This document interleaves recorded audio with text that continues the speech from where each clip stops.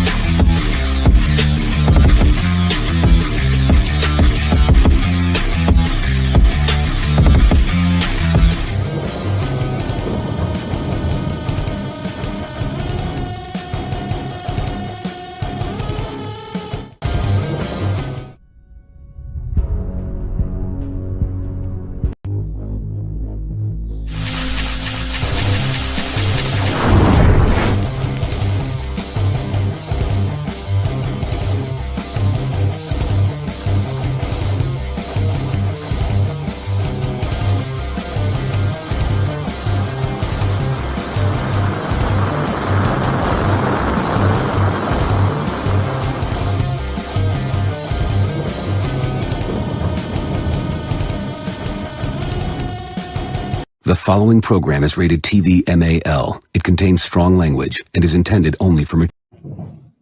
How's everybody's father feeling today? Go fuck yourself.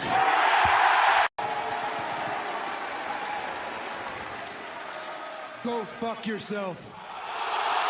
Welcome to a new time. Welcome to a new era. shit's about to hit the fan. It's showtime. It is showtime, folks, and welcome to the Circle Debate and Just in Time Pro Wrestling Podcast here, folks.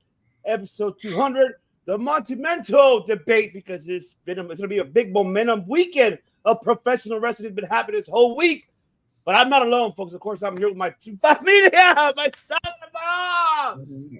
I cheers for these men because I love them very dearly. But first, let me choose my two hosts right here alongside with me. Yes, the undisputed, the undefeated, the unmatched. He is the undisputed universal prediction world champion, because this man always tells you he redeems himself, and he has, because he is a prediction world champion, and he always tells you it's fucking game over. Because I'm not just the coolest, and I'm not just the best. The Redeemer is back. He is the Redeemer. That is right. Fellow debaters and wrestling fans of all, the Redeemer back on Circle of Debate. You know what that means. It means it is game over.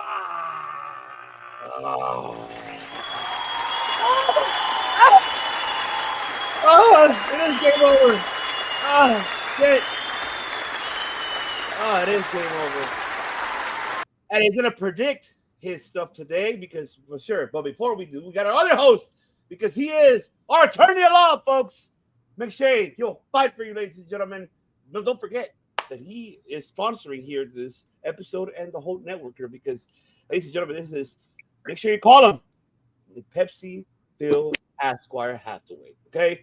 Make sure you saw his twin brother on Dynamite, but you better call this man right here in case you're having issues of predicting your Against All Odds and Clash of the Castle, in case you're having drama for, people talking shit about WCW or WWE, call this man at 1-900-Mussolini, the attorney at law. This man will fight for you. Ain't that right, Justin? Oh, that is absolutely right. Pepsi Phil and Pepsi are not responsible if you receive the wrong can of Pepsi. Also, Circle of Debate and Top Rope Wrestling Talk are all responsible for this ad. That's right. And also, you got to believe in this man as well. You have to believe in one person, because this man believes in him. I think we all do. I believe in Joe Hendry. I believe in Joe Hendry. And it is Pepsi Phil, the Mussolini, and Kennedy. He's a motherfucking Pepsi. Right here, that's what I do right there.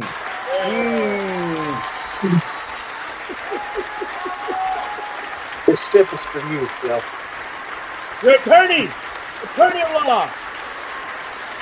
What is happening, Captain? How are you? What's up? Just try to get this. This is good. This is good. It's been a good wrestling time, man. It's been a good wrestling time. What's up, Tempo? Tempo's already here. Tempo, yes. Love it. And yes, Martin. Yes, oh man, Tempo. Evening, dickhead. Saturday nights, POE in Scotland. I'll be fucking worse. I'll be watching. Wow. Obviously that is an internal struggle that man is dealing with. I will leave him to it. I will be Clash of the Castle. I mean, what's wrong with the Clash of the Castle? Just because it's not in UK, Temple? Come on, man. You gotta love the world. I believe his issue is its placement in Scotland. Worldwide? Come on. Because that's what we do here on this channel with my two hosts. We fucking let the people know everything worldwide. World, Craig. Shit, not just the city, the world. That's right. Not the city, but the world, all right, Craig? But man, before we get into all these actions, the Redeemer and I give our thoughts of NXT Battleground, but we have been on Dominion. But I want to hear Mr. Pepsi Phil himself about NXT Battleground. And what were your thoughts, and what would you grade it, Pepsi Phil? So I kind of cheated and only watched 3 matches for Battleground. For God's sakes, come on! So here's the thing: there were 3 primary matches. The ladder match, obviously Jordan Grace for the women's championship, and obviously Ethan Page versus Trick. Overall, and actually the rest of them I just saw recaps. Overall, that looked like a hell of an event. I like just from those 3 matches alone, I gave it a B+. It would be an A if I had time to actually sit down and watch the whole thing. It was, and this is going to be the rough part. Every single one of those 3 matches, I gave an A in my book. Here is the problem for most people. The Jordan Grace Roxanne match, in my opinion, we said this before, should have been the main event. Yeah. Yes.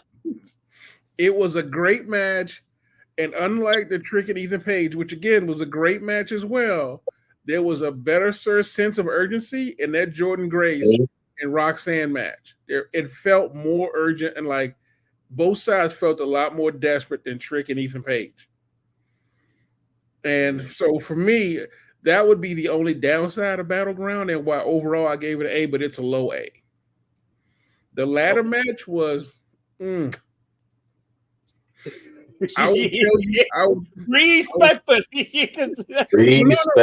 Oh no, it's not even that. Not even the respectful part. The one thing NXT has always done well is ladder matches. For sure. It does not matter if it's a ladder match in NXT. I already know it's going to be a great match. Like every time they've had one, going back to the black and gold era, it has never been bad. Even in NXT 2.0, the era that we hate in NXT, or at least I do, they still had good ladder matches in that event. So this one was great. The winner was not surprising, but the person who I wanted to win didn't actually win, but that's fine.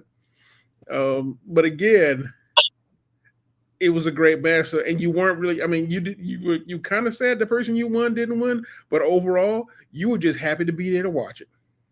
I agree. That's literally the best part about. That was the best part about Battleground in general. The win, like honestly, I would have preferred if all of our favorites won. Like honestly, I wanted Ethan Page to win because for me, it would have been more of those like, see, I can be a champion at some company. But booking wise, I understand why it made more sense to have Trick, retain. Yeah. But overall, yeah, Battleground, I'd say, like again, not a NXT never really disappoints, and this was no different. So, I mean, I will go back and take a look at the rest of NXT, but honestly, those 3 matches were the ones I really cared about the most anyway.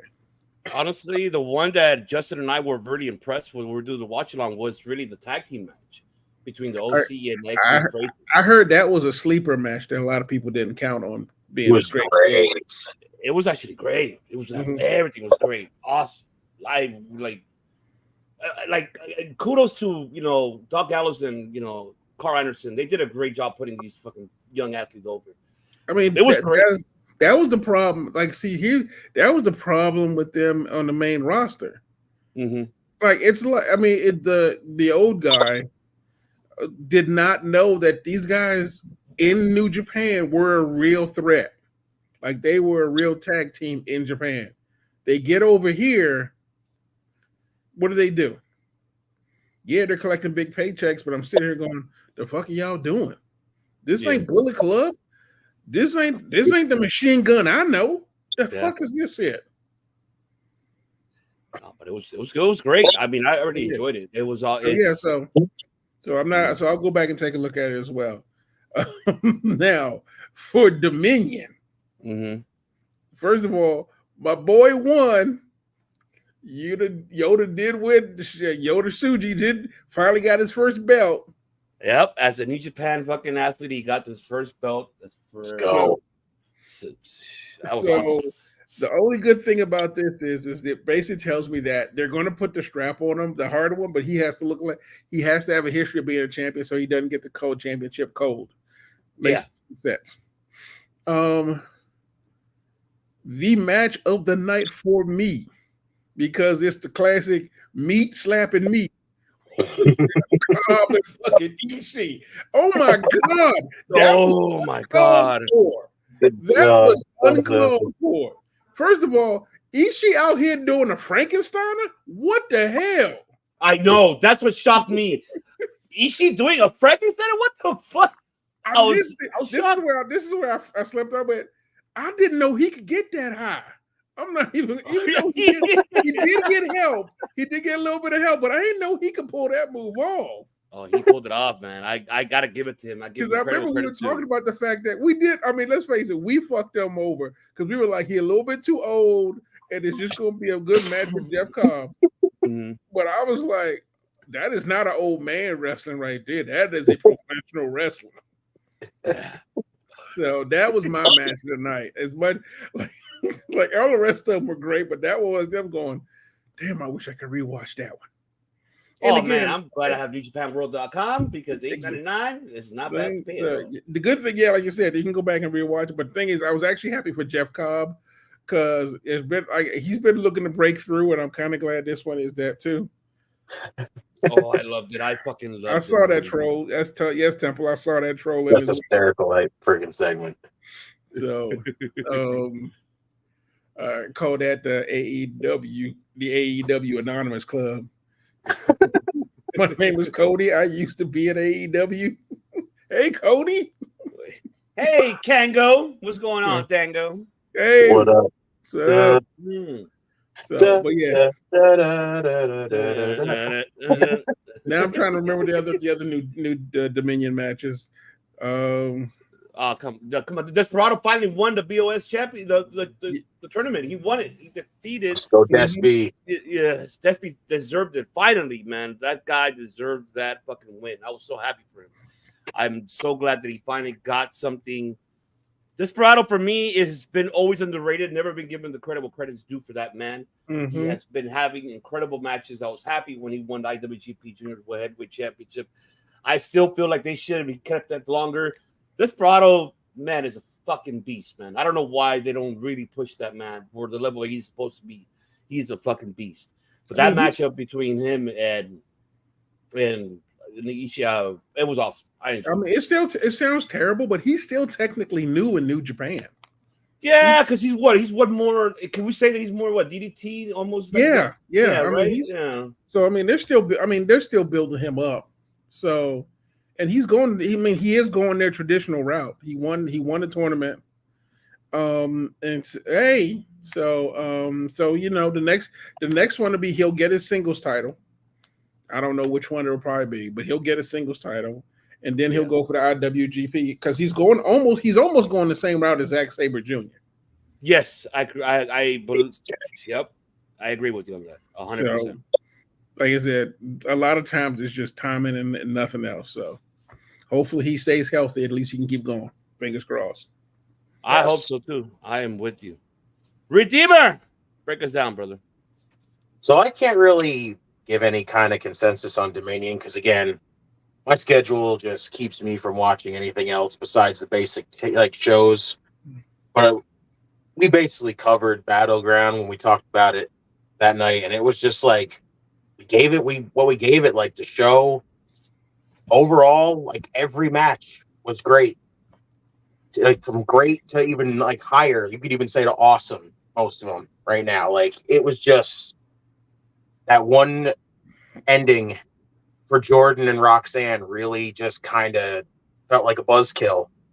Because again, I even listened to De Niro do his review on it, and it's just like he basically said the same exact things that we said that night. How it just it felt like a one-off, like a one and done. We were just doing this and we're finished with it, and it just felt so weird because it's like it still feels that way even now. Like just even after being days removed from it, it just still feels the same thing. Like it was just a one and done thing.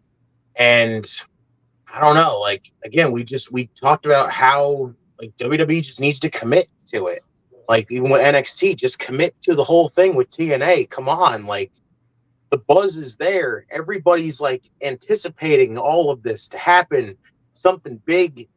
And it just feels like they don't want to take that chance. And it's like, well, why? What is the urge that you're missing that you don't want to try and just, let this happen? Yeah. What is keeping you from doing that? Like, again, you say this is a new era all the time. A new era equals the old regime is gone. The new regime is in. We got to freaking just go for it and, start, doing stuff that hasn't been done.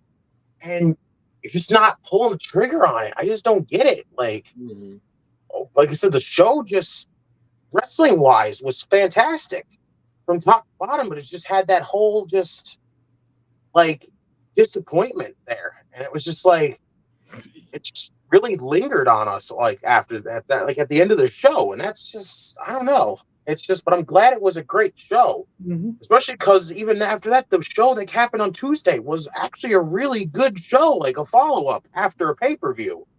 So, and now it's like now we can actually say that the one and done is not a thing anymore. It's now, after the segment we got on Tuesday, we got something coming, something's cooking, and I can't wait to see what we got cooking up there. I know, I'm with you on that, Redeemer, because when I'm watching NXT and seeing that, like, okay, we got the Battle Royal, we saw like how Temple mentioned on the chat, having former AEWs right there. Well, looks like it's going good for you, all of you, for Cody to say that. And that Battle Royal is going to be interesting. And for seeing as well that them mentioning, Cody mentioning, well, they're going to be from other, stars, not just here. So this is, I know, it gets me ready. Can we run it back to that one and done thing with Justin? Because I think I have an answer for that one.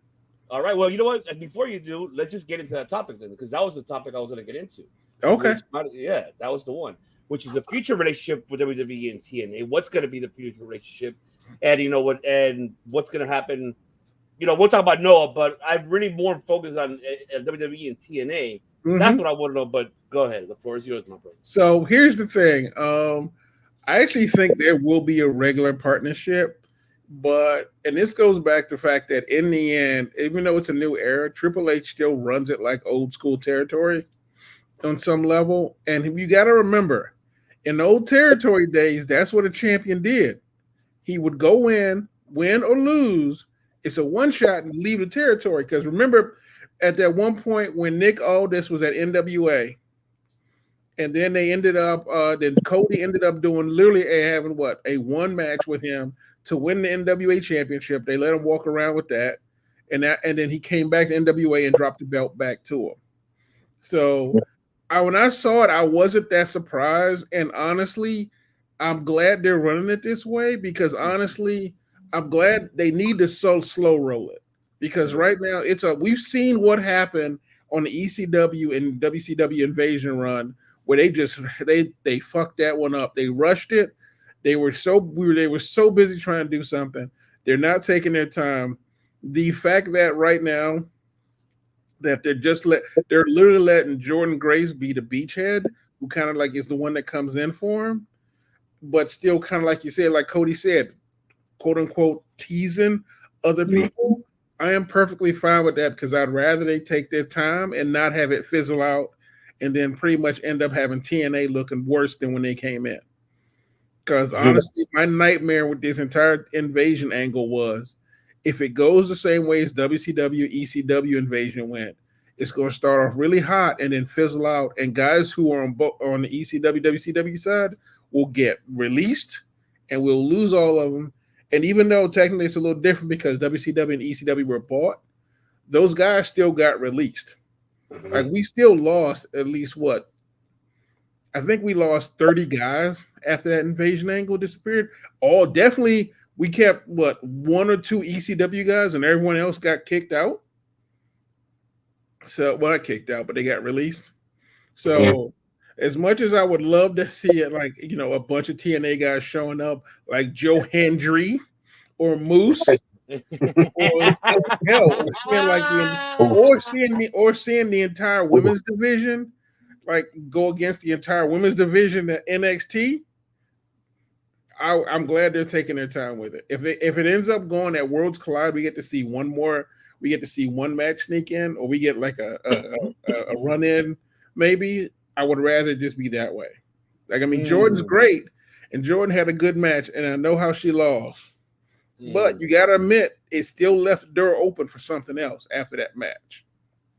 Okay. So the thing was, we even talked about it when we talked about it that night. It just doesn't feel like something big is going to come out of that, like right there, especially now after what we did. Like you had Tatum Paxley show up. And this, again, I'm not trying to take digs at Tatum Paxley because I like her. I like the character. She's very good in ring. And I'm like settled on her right now. But it's just like when you have her show up in something this monumental, it just felt so bizarre to have her come out there. And now it's like, now we're going to send her over to go be Jordan's open challenge like that. I'm not trying to shit on Tatum, but this just doesn't feel big in its own right. This just feels like we're just, again, not committing to this. I wasn't expecting full on invasion. Like I didn't want like full on invasion because again, after what we saw from the first invasion and how poorly that was handled, you know, not having the big stars involved in it and just basically bringing in all the like undercard to like mid card to like jobbers in there and just basically feeding them to the WWE guys. Like it could have been something so different, and it could have been something so much like a way to start it off and make it feel different instead of just being like having a title taken like that. Like having Jordan taken that would have been like, we now know full on that this was happening. It's not just all talk at this point. Like everybody's just going, is it happening? We're just freaking fantasy booking. Like this is something big that could happen in the wrestling world that everybody's going to be talking about for months on end right now. And it just feels like they had the opportunity to go there. And it's like, instead of just like jumping head first into that and getting like kicking it off with a bang, they just kind of kicked it off with what felt kind of like a whimper a little bit.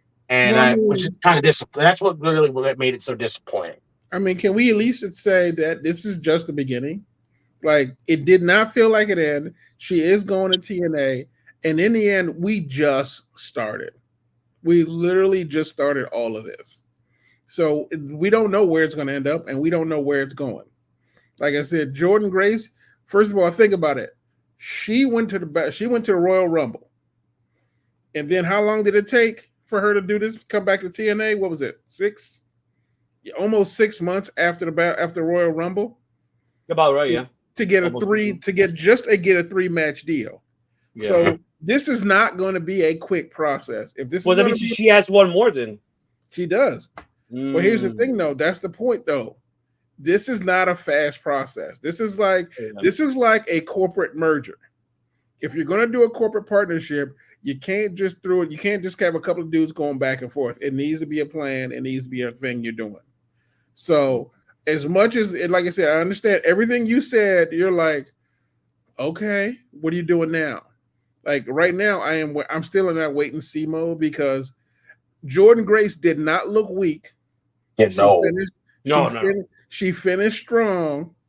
They have done a very good job of showing that this is like, it wasn't one of those things where it's like a guest star in a cameo show where a dude shows up, goes in and gets the fuck out. There is tons of photos of her interacting with the boys in the back, in the crew in the back, tons with her and Shawn Michaels. Well, she bought Shawn Michaels the chef hat. She bought him the fucking chef hat. Honestly, for me right now, I'm in that patient mode because let's face it, there was a time where we were like, there is no way Jordan Grace is going to make it to WWE. Like we did not believe. This just solidifies she's going now. Yeah, exactly. Exactly. Like I said, I mean, do I think that she's going to get like signed in the next year or two? Probably not. Do I think there'll be a lot more visits between TNA and NXT? Yeah, because it's not the main roster, and NXT is a lot more flexible than a main roster guy is. And so, and keep in mind, and I'm going to jump off of NXT TNA for a little bit. So, because it's not just Noah remember they're also starting a partnership with Marigold as well. That's right, because they're gonna have Io Sky there. They already announced that Io Sky basically fighting her apprentice. It is really her fighting her apprentice. The woman who replaced her as the faction leader. Yep. So that and you got Julia wrestling Saray, which is awesome. On a fucking broken arm. How the wrist? I'm like, what the wild, dude? So you guys, and I apologize to interrupt you. No. I just wanted to say, Zach, what's going on? Thank you. I know you're on Instagram. I know you're not on YouTube. You said, "Okay, guys, it's been a while." Up, he said it's been a hot minute. My take on WWE and TNA crossover is definitely very interesting to look along with the TNA talent they have and some of the rest of the best work we could get. All right, go ahead. My apologies. I mean, no, my thing is like, you think about it. This is the long game because Triple H right now is looking. He's not looking for right now. He's looking for what he's got planned for the Netflix era. Yeah, like that's what. Because think about it. They're already talking about new plans that they have for Braun Breaker when they switch over to Netflix. And remember, they go to Netflix next year, and that's 6 months. Yeah. In 6 months, they're on Netflix. That's true. Hey, damn, time flies so fucking quick, man. Exactly. This year, I mean, we're already 6 months into this year. I'm like, what the fuck? We done had like how many pay-per-views? Like with all these, like just in 6 months, we had AEW Forbidden Door and WWE's like prohibited entry or prohibited portal. WWE has a partnership with Noah. Out of all things, prohibited portal. Exactly. That shit was portal. That's some funny shit right there. But WWE now has which one? Think about it. WWE now has a real partnership with the Japanese syndicates like Noah, DDT, and Marigold. And they don't forget All Japan. And All Japan. Thank you. Sorry. And WWE trademark prohibited portal and name it a show.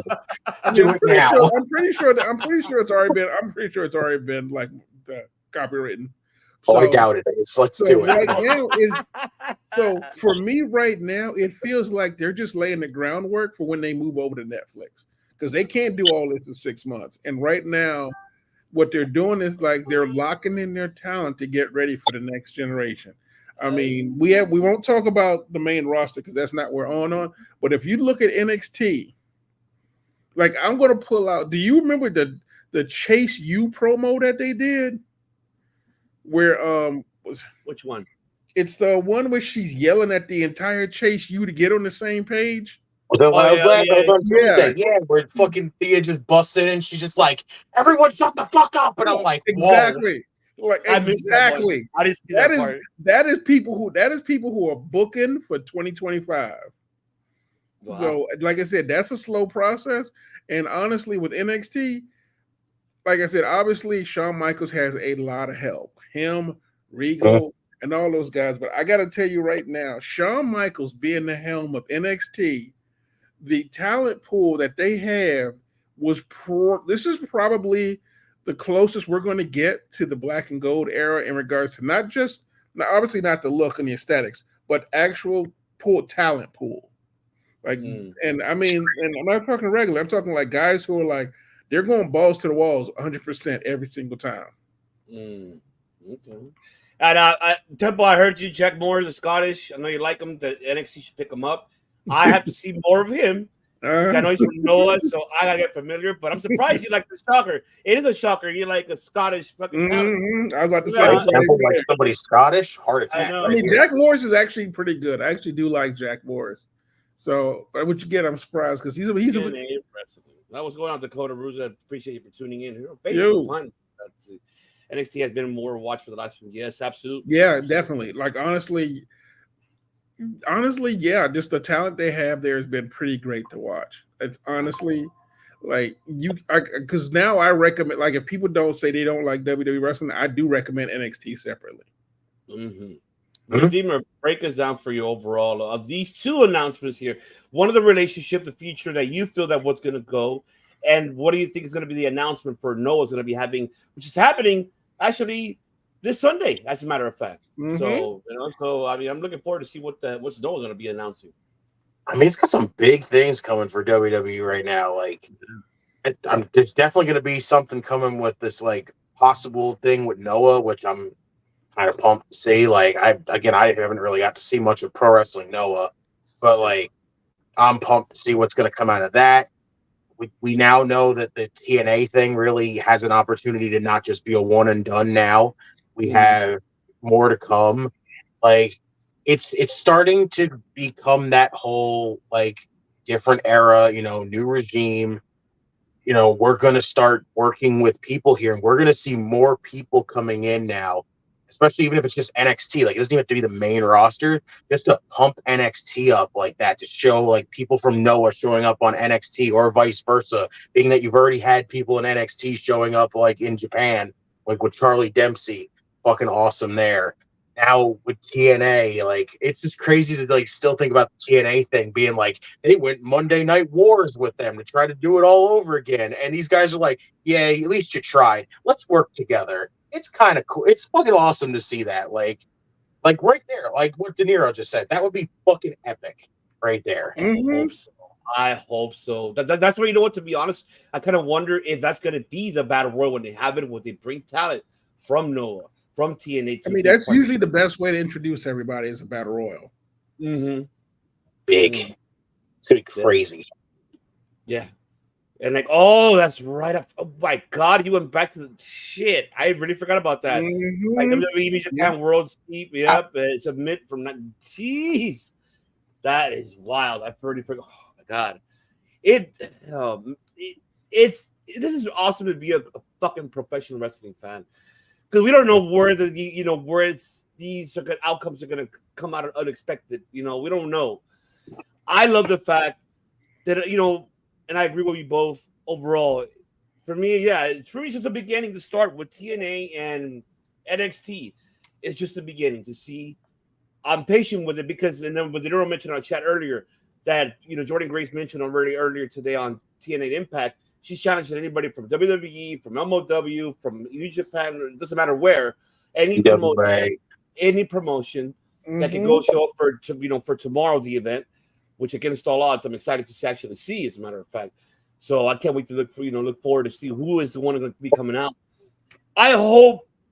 I hear what you said, Pepsi, earlier about we got to be patient.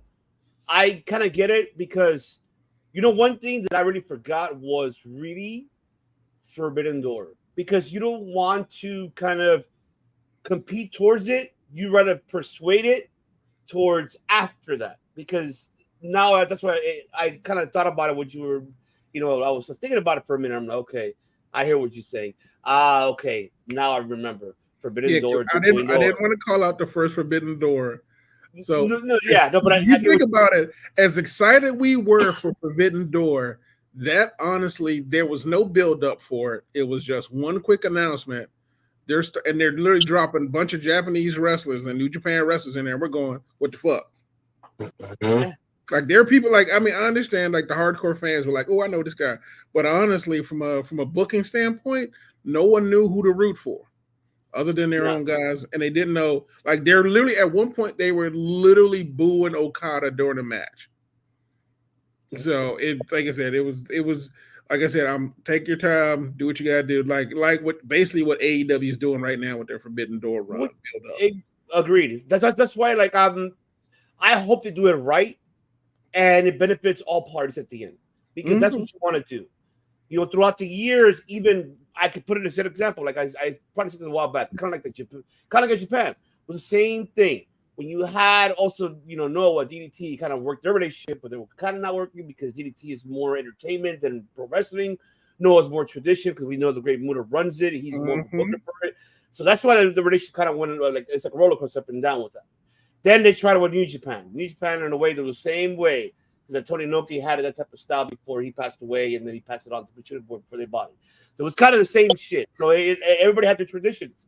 And also when it comes to female athletes over there, because they didn't want no part of it, but they broke that fucking barrier, and they broke that tradition, started something new, and now created this, this promotion platform like kind of the back of the days here in America. It really all together, having all this promotion working together, which I hope we could do here as well in North America, because we do need that here, and hopefully I will give credit where credit's due. Tony Khan, I give him credit for what he accomplished with that. Great, you accomplished a relationship with CMLL, AAA, and New Japan. Awesome, congratulations. I hope WWE, Papa H could go that same route, and I hope TKO could really persuade that alongside with working with TNA, working with maybe down the line MOW, maybe and Noah, All Japan they already have there, but push it more. Even though they're part of that altogether, promotion along with New Japan, but at the end is what benefits the parties, pockets. That's what matters. It doesn't really, no, you can't go over there. Like, no, what benefits the parties that they're all, because what you want in mainly key is international marketing around, not just only one continent. You want everywhere people to tune in. Why to see Noah? Why to see TNA? Why to see NXT? Why to see All Japan? Why to see DDT? That is the agenda. That's the agenda of working together. I hope there's a certain level that egos calm down. Like, fuck the egos. It's not about making money, baby. Let's do it. Let's fucking do it. And I'm being realistic here as a fucking marketing. I'm just thinking marketing style besides being a fan of it. But I feel that's the way to do it. And give us dream matches that we've been playing on video games for so long. And to this day, fucking let it happen realistically. You never know. There's so much. And I hope we head that direction for NXT with all the other promotions. And I know you mentioned about them going to Netflix. What about, you never know? What about Netflix decides, you know what? Let's hit them up. Maybe, they could put a good in word for Noah, hey, or for All Japan, or for TNA. Come over to Netflix. We'll pay you, and then you don't know what direction and Netflix will head to. If the numbers goes right with them in WWE and have them get Raw and then SmackDown, then later NXT, if the number shows right on what they see, then they're gonna go after the wrestling promotion. They're gonna have to, because we're heading towards that level where everything is now towards a fucking app, not more on cable network. It's dying out, and it's unfortunate, but it's happening. So, I mean, that's going to be, maybe I don't see that happening until probably with 5 years, maybe a little bit longer down the line. Maybe, we don't know that. So that's something that we don't know. And also, and I see De Niro, but you see, I see, he carried me an excellent line. Oh, I turned on Kaido. Okay. I gotta go back and see that. That's why I love you, Temple. You keep us up to date. I'm not gonna do it. I'm gonna give Temple a break for once, man. All right. Sorry, Temple. I gotta do it because Streets is hard. It's hard to hear on the chat. I believe in Joe Hendry. There. Very quick, Temple. I'm sorry. See, let's not forget GCW. I know. Oh, God, I would love a GCW relationship with them. That'd be fucking awesome. That'll be another thing too. There's so many analytical ways how to work with independent promotions. Even with independent promotion working together to do it alongside themselves will be the next key. But we don't know that. So I mean, give me Josh Briggs and Mance Warner. That'd be freaking awesome. Love it. What's good? World elite. World elite. Shout out to Dylan, Jordan, and Marcus. Appreciate you. Question for Phil. Is Phil familiar with Roy? Yeah, I can't pronounce it. That's your question? He is really talented. I think he'll do great, honestly, if he came to NXT. But truth be told, if he just came to anywhere in America, he'd be great. He's one of those guys that he's not a plug and play guy. But the funny thing is that he's what they refer to in the sports game as an impact player. So I think he'd do great. Honestly, the only real problem, and honestly, Triple H is doing a little bit better with this and Tony Khan has a terrible fucking track record as well, and TNA also does, is Japanese wrestlers, for some reason, as great as they are, don't get appreciated here enough, in my opinion. Ooh, I like what Temple's saying here. Mance Warner, Joe Gacy in a death match. Oh my God, I forgot Joe Gacy did work for Combat Zone. So honestly, honestly, NXT, he'd be great at. Because truth be told, I see them probably.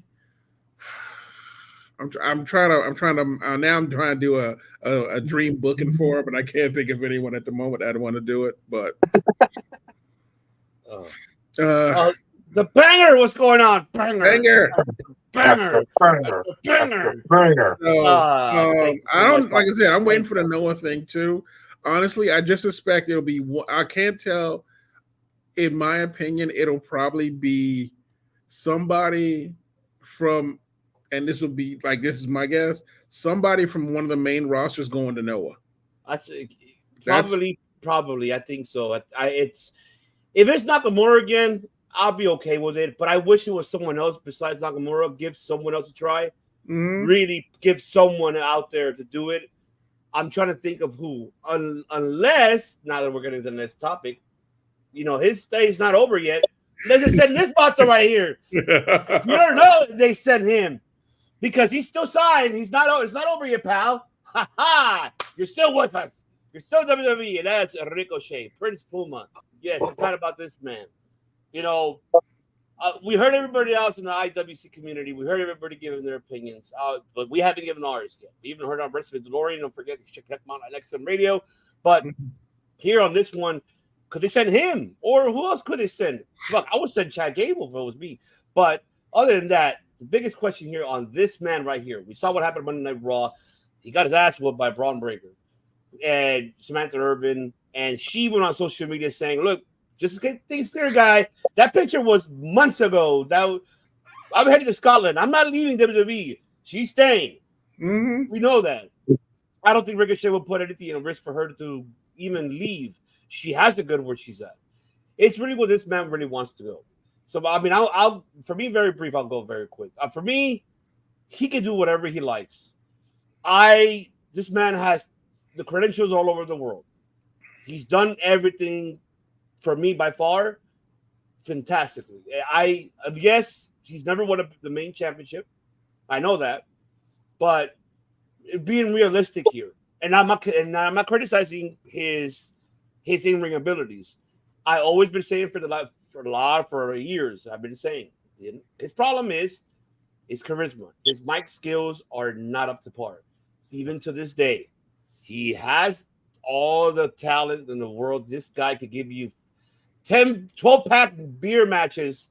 I'm not going to say 5 stars like other piece of shit. I'm going to say more like 12 packs of beers. He can give you a 24-pack. He can give you shit. But this man can give you all that. He's done it with Ospreay. He's done it with fucking Swerve when he killed Shot back in Lucha Underground. This guy has done it all. And I love that. And he could do it. It just, for me, has always been his mic skills. When he's made his debut at NXT, I'm right here, guys. Come on, man, get a little bit more serious now. I know you're happy. I'm happy for you too that you're here, but be a little bit like, not super like, oh yeah, not like that. Or let me tell you that none of that. Just medium, like in between. It's fine to be smiling, whatever. It's fine, but still, that was the issue that I feel, in my opinion, that maybe WWE had, and maybe overall in the promotion he will be, because it didn't attract the audience the way how his promos were. The only when there's certain promos that he was serious, and I was like, oh shit, he's serious. I'm excited. Hell yeah, let's go. But there were some that were just like, oh yeah, like, I'm the U.S. champion, or like I'm the Intercontinental. Like, you're not intriguing me to be hyping you up, pal. I need that. So I mean, people can give me shit about it, but it's just my opinion about it. It's just I feel that's the only thing. Do I see him going anywhere else? Maybe go freelance. Go to New Japan. Shit, go to MLW. Go to GCW. Go to the Independent Circus. Go to Noah. Shit, go to Whole Japan. DDT. I would have might see him go back to New Japan. If he goes back to New Japan, Gato and Tanahashi, I'm telling you right now, if you're fucking listening, and if you're watching as well, book this man to be in that heavyweight, not the junior heavyweight. He's done there. Give him now the main. Get this Daijin a shot. Give him that shot, and oh my god, he will be if Bushido Boards and Tanahashi decides to pick this man up, then this is your replacement for Will Ospreay. I'll tell you that right now. That'll be your replacement, and go move forward with him and push him to the level where he deserves to be, and he deserves that. Maybe that's something. Maybe he does need. Everybody leaves and then comes back and got the momentum.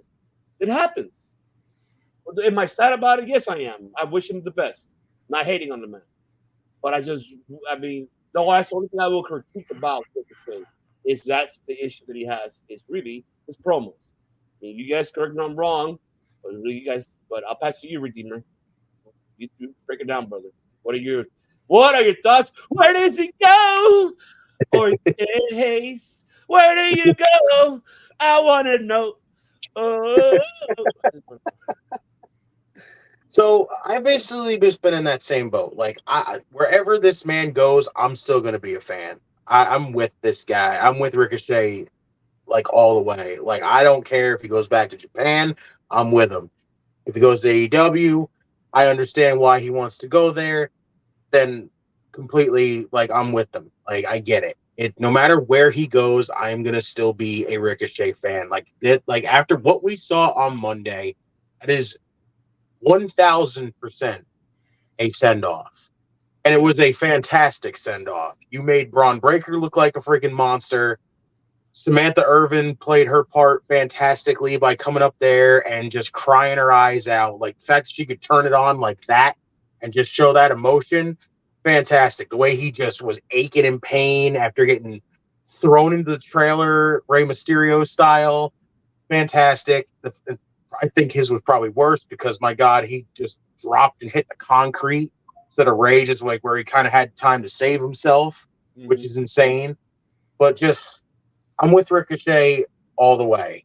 I just want to see him be happy. I want to see him succeed. I get it. He never won a world title. It makes, again, you have the opportunity now to do that. If he goes back to Japan, again, like you just said, you need to put him in the world title scene. He needs to be in that upper echelon, not back in the juniors. Same thing even with if he goes to AEW. Like you need to get him in that mid card somewhere first for a little bit. And then if you ever decide to put him in the world title scene, you need to get that man in the world title scene because like this guy, like Ricochet is 1,000% just the guy that everybody wants to be behind, and you want to see him win a world title just to be like, I'm just like, I was so pumped to see Ricochet win a world title. Now he's done it. It's just, guy's fantastic. And then he spent so many years in WWE feeling like, he hasn't been that level that we've seen. Now he gets to go out there and go wherever. Like I'm not even against him going to TNA. I would love to see that. The whole thing. That X division with him in there would kill it. The world title scene would kill it with Ricochet there. It's just, he has so many options, and no matter what option it is, he's going to go out there and kill it. Oh, it's good shit. And get your podcast right here. Get your podcast. Get your podcast. Get your podcast. That's a shout out to Just for Get Your Podcast. Check out the recent episode on the audio platforms. Make sure you follow that man. He'll be back soon here on the right here debating with us. Let's go. Let's fucking go. But Pepsi Phil Esquire, how do you feel? So let me preface this with I love Ricochet. I loved him in Lucha Underground. Loved him in Japan. Oh, Prince Puma. Let's go. Exactly. In NXT, he was amazing. When he got to the main roster, I will freely admit they kind of screwed him over. Here is the other thing I will say about him, however. His lack of charisma is his biggest weakness. Always. And I'm not wrong about that, what I'm saying. You're not wrong. He had no gimmick, he had no mouth, but he was just basically he was the flippy guy. Like he's the guy you put in there if you want the other guy to look great. Yeah. And that works sometimes, but it didn't. First of all, he's too small to keep doing that and be somewhere. Right now, I agree with you. He should go anywhere. At this point in time, he should not go to AEW. The only reason why I'm saying that is because AEW, even though it's a different company with a different aesthetic, he's going to need to be a guy with charisma at AEW, especially at AEW. Look what De Niro's saying right here in the chat. Will you agree with that? Maybe. Oh, I one place, most of all, I want him to go. But here's the thing: TNA and AEW and WWE, they need guys with personality. I mean, and unfortunately, until he can build that up, he's going to be in the same place again in those other places. He'll be hot when he first drops, and then at some point, he will need some type of gimmick or some type of promotion or charisma for himself to keep him relevant. And easily. Yeah, something. But the problem is that he hasn't gotten that yet. I mean, because even in Japan, if he went there, if he wants to be on the main stage and be a world champion, he's going to have to build up his mic skills. And unfortunately, I hate to say it that way because here's the thing. He is gifted. He is legitimately gifted. I think probably my favorite, to this day, my favorite move is when he was going against, who was he? With Velvet, when he had his run with Velveteen. Oh, that was a great story. And he did a 360 flip out of the ring over the ropes, cleared the rope, and saying "Show me," and then he dropped the mic. Exactly. I remember that. That was when he had a little bit of something. But keep in mind, that's because the person he was going against was carrying the quote unquote charisma for the show. I remember the one at PWG when he was a heel. Yeah, that I remember. So I love that night with that whole flipping over the rope and land on his feet because he literally didn't have to say anything. All he had to do was flip over, land on his feet, walk up to him, and just go. Exactly. You do it. They booked that well because they basically they compensated for the fact that he doesn't have mic skills. Because let's tell the truth, when he was going back and forth with Velveteen Dream, he was boring as fuck. Velveteen was eating his ass until Velveteen said, "Show me." So, pause. Velveteen and eating ass in the same sentence is not something that goes together. No diddy. But here's but honestly, so here's the thing. Honestly, and I actually partially blame WWE as well because they stopped, quote unquote, once he got on the main roster, it seems like they stopped like taking him to classes. Because they always you know who I blame that piece of shit. Yeah, no, 100%. Like he didn't see no shit. That's why he was like, oh, he landed in the middle of an internal politics nightmare, and unfortunately, he got spit out the wrong way. What I will say though is that's a whole lot of money to walk away from. That's a lot of money to walk away from. But the fact that he cares more about his craft than making money, because he's probably saved up enough to be able to do it either way. The fact that you walked away from that kind of money to go on the road to become a better wrestler, become better world known, is a testament to how much he wants to get better.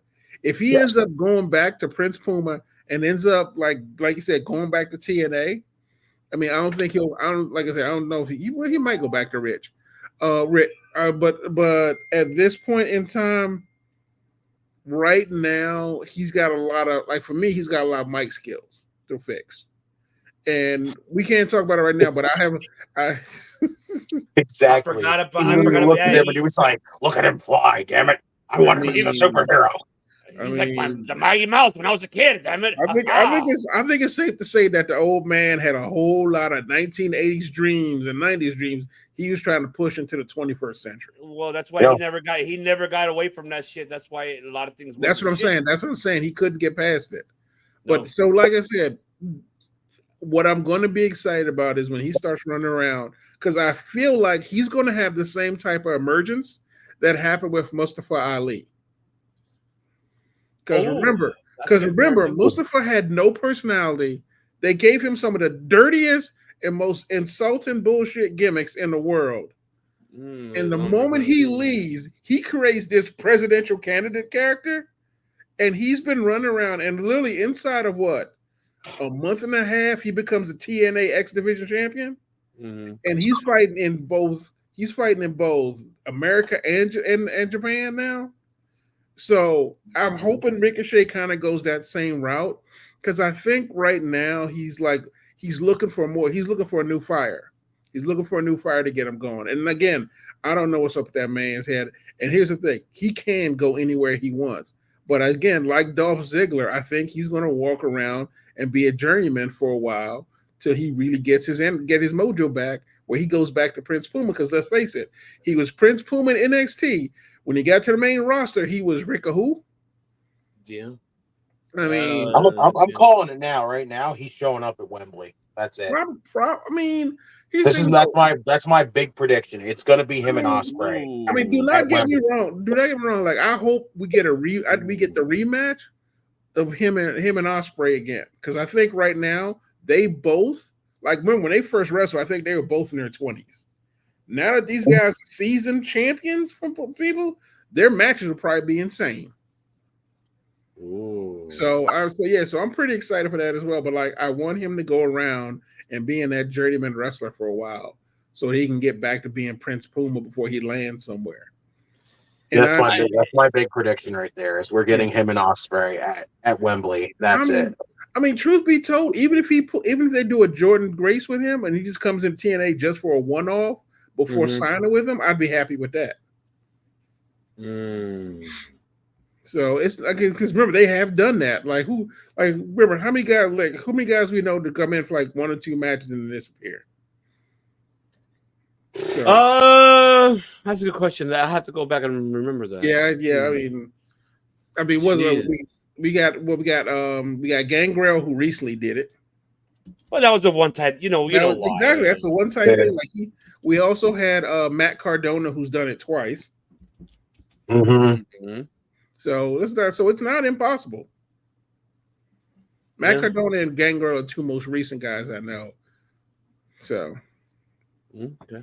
All right. Mina Shirakawa, I don't even know how that's working out.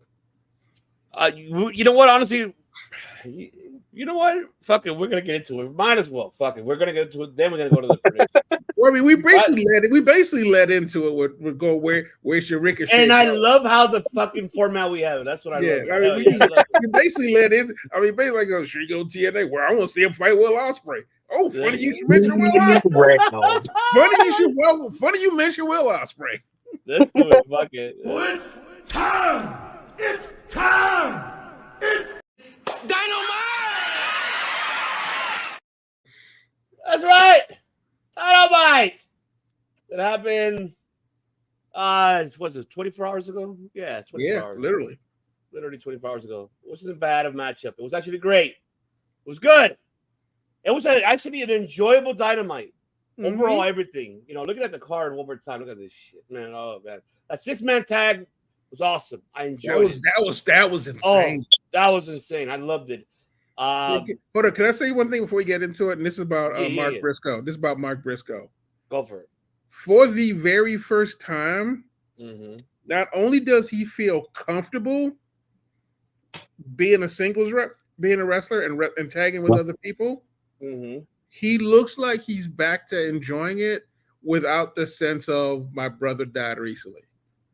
It's the very first time because that promo he cut, and we'll get into the promo he cut later, But the go for it. Go for it. cut, Just break it down, and then okay. review will go after. Okay, I'll start. You started it. You finished it. Okay, I'll start with the six. I'll start with the 6-man tag because honestly, that was probably that was the most fun of the night for me. The 6-man tag was brilliant, but watching Mark Briscoe look happy as we and in his words, as they conglomerated into match. The word of the day, kids, is conglomerate. What the fuck? God bless him. But this is the first time this is the first time actually he felt happy. Like I mean, don't get me wrong, like obviously the weight of his brother passing still gets him, but this is the first time, because if you look at his old promos and stuff, he was still doing good, but this is the first time he was like the old Mark Briscoe that we love. Oh yeah, I'm with you on that. That's a crazy question. Think he has a word calendar next to him, so he just wakes up and looks at it and goes, "The word of the day is conglomerate." You know, honestly, if you work, like we said, like I said, that's a personality and charisma right there. And like I said, remember him and his brother used to do news and weather reports.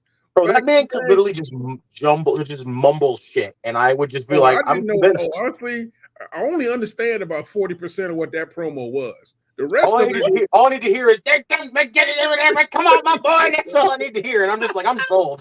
I'm like, I don't know what you talking about, but I'm gonna ride with you, sir. Exactly. That's how I felt too. All right, I'm gonna go with you. But going to the 6-man tag, first of all, I thought it was a weird collection of people for the 6-man tag on the other side, even though they did do a decent job of building it up. That was a brilliant match. There was no wasted time, nothing. Everything in that match was just perfect. And first of all, my boy, and shout out to Takeshita, literally for that man being a monster. He is a monster 100% of the time when he's in that match. The man he deserves the alpha. I know he's in the ladder match. He needs to fucking win that shit. You know that Omega passed it to him because that was his protege when he brought him in. Exactly. So going back to that's that one. My next one I want to talk about, and this is like the other one I enjoy, was honestly Dustin and Jack Perry. Oh God. First of all, anytime we get to see Dustin wrestle, that feels like a gift. Hey, he did good on Collision, by the way. He did a great job. So exactly. But here's the check out that promo. Yeah. Oh, that's right. Yeah. The promo was fucking fire. Exactly. But here's the thing about Dustin that I enjoy. He has reached, honestly, I'm gonna say it, and I know people may disagree with me.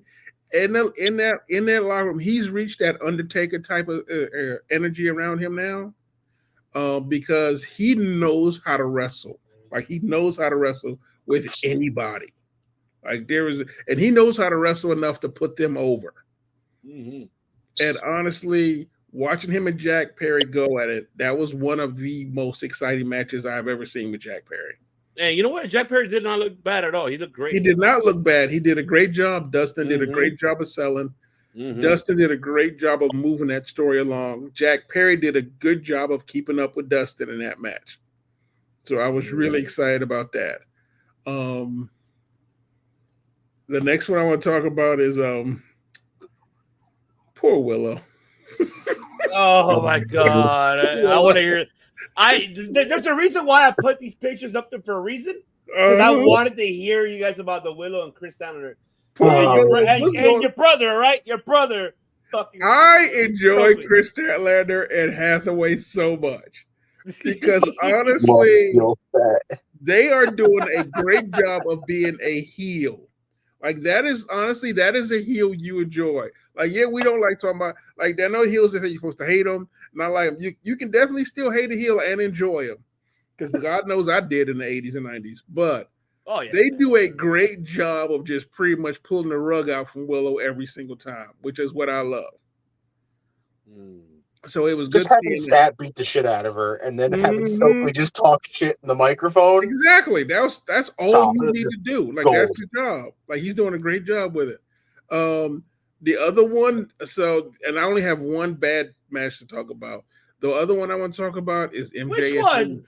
I'll tell you the second. MJF and Roosh, man. MJF and Roosh. It wasn't really a match. It was really them going at it. Oh, I don't care. As far as I'm concerned, that was a match. That was a match. What? It was a match? It was a. I'm They treated it like a fight, which is what I wanted.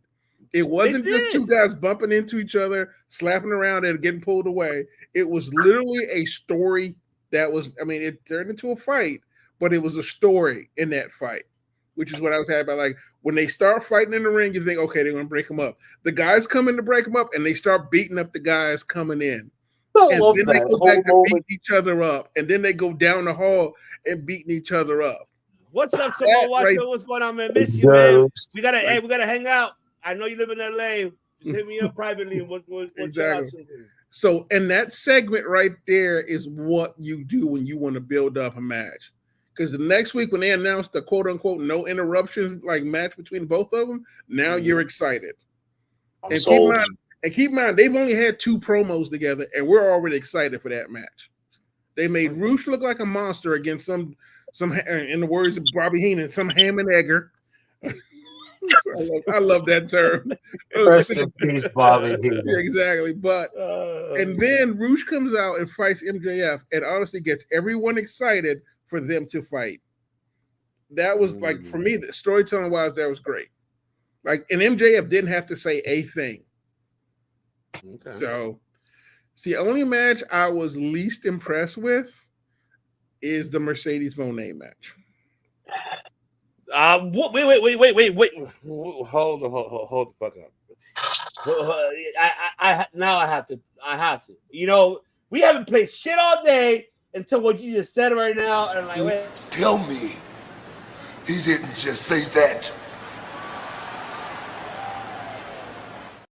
I'm just saying. Wait. In a night of great match. Wait. Hey, yo, what the fuck? Yep. Hold the fuck up. What are you talking about? Okay, go ahead. I gotta hear this first. I gotta hear this. Go ahead. In a night of great matches and great segments, and I will include the learning tree segment, which was completely ridiculous. Oh God! But the funny thing, which actually, again, where's your shirt, by the way? I'll tell you what, you're gonna for a storytelling. Think about it.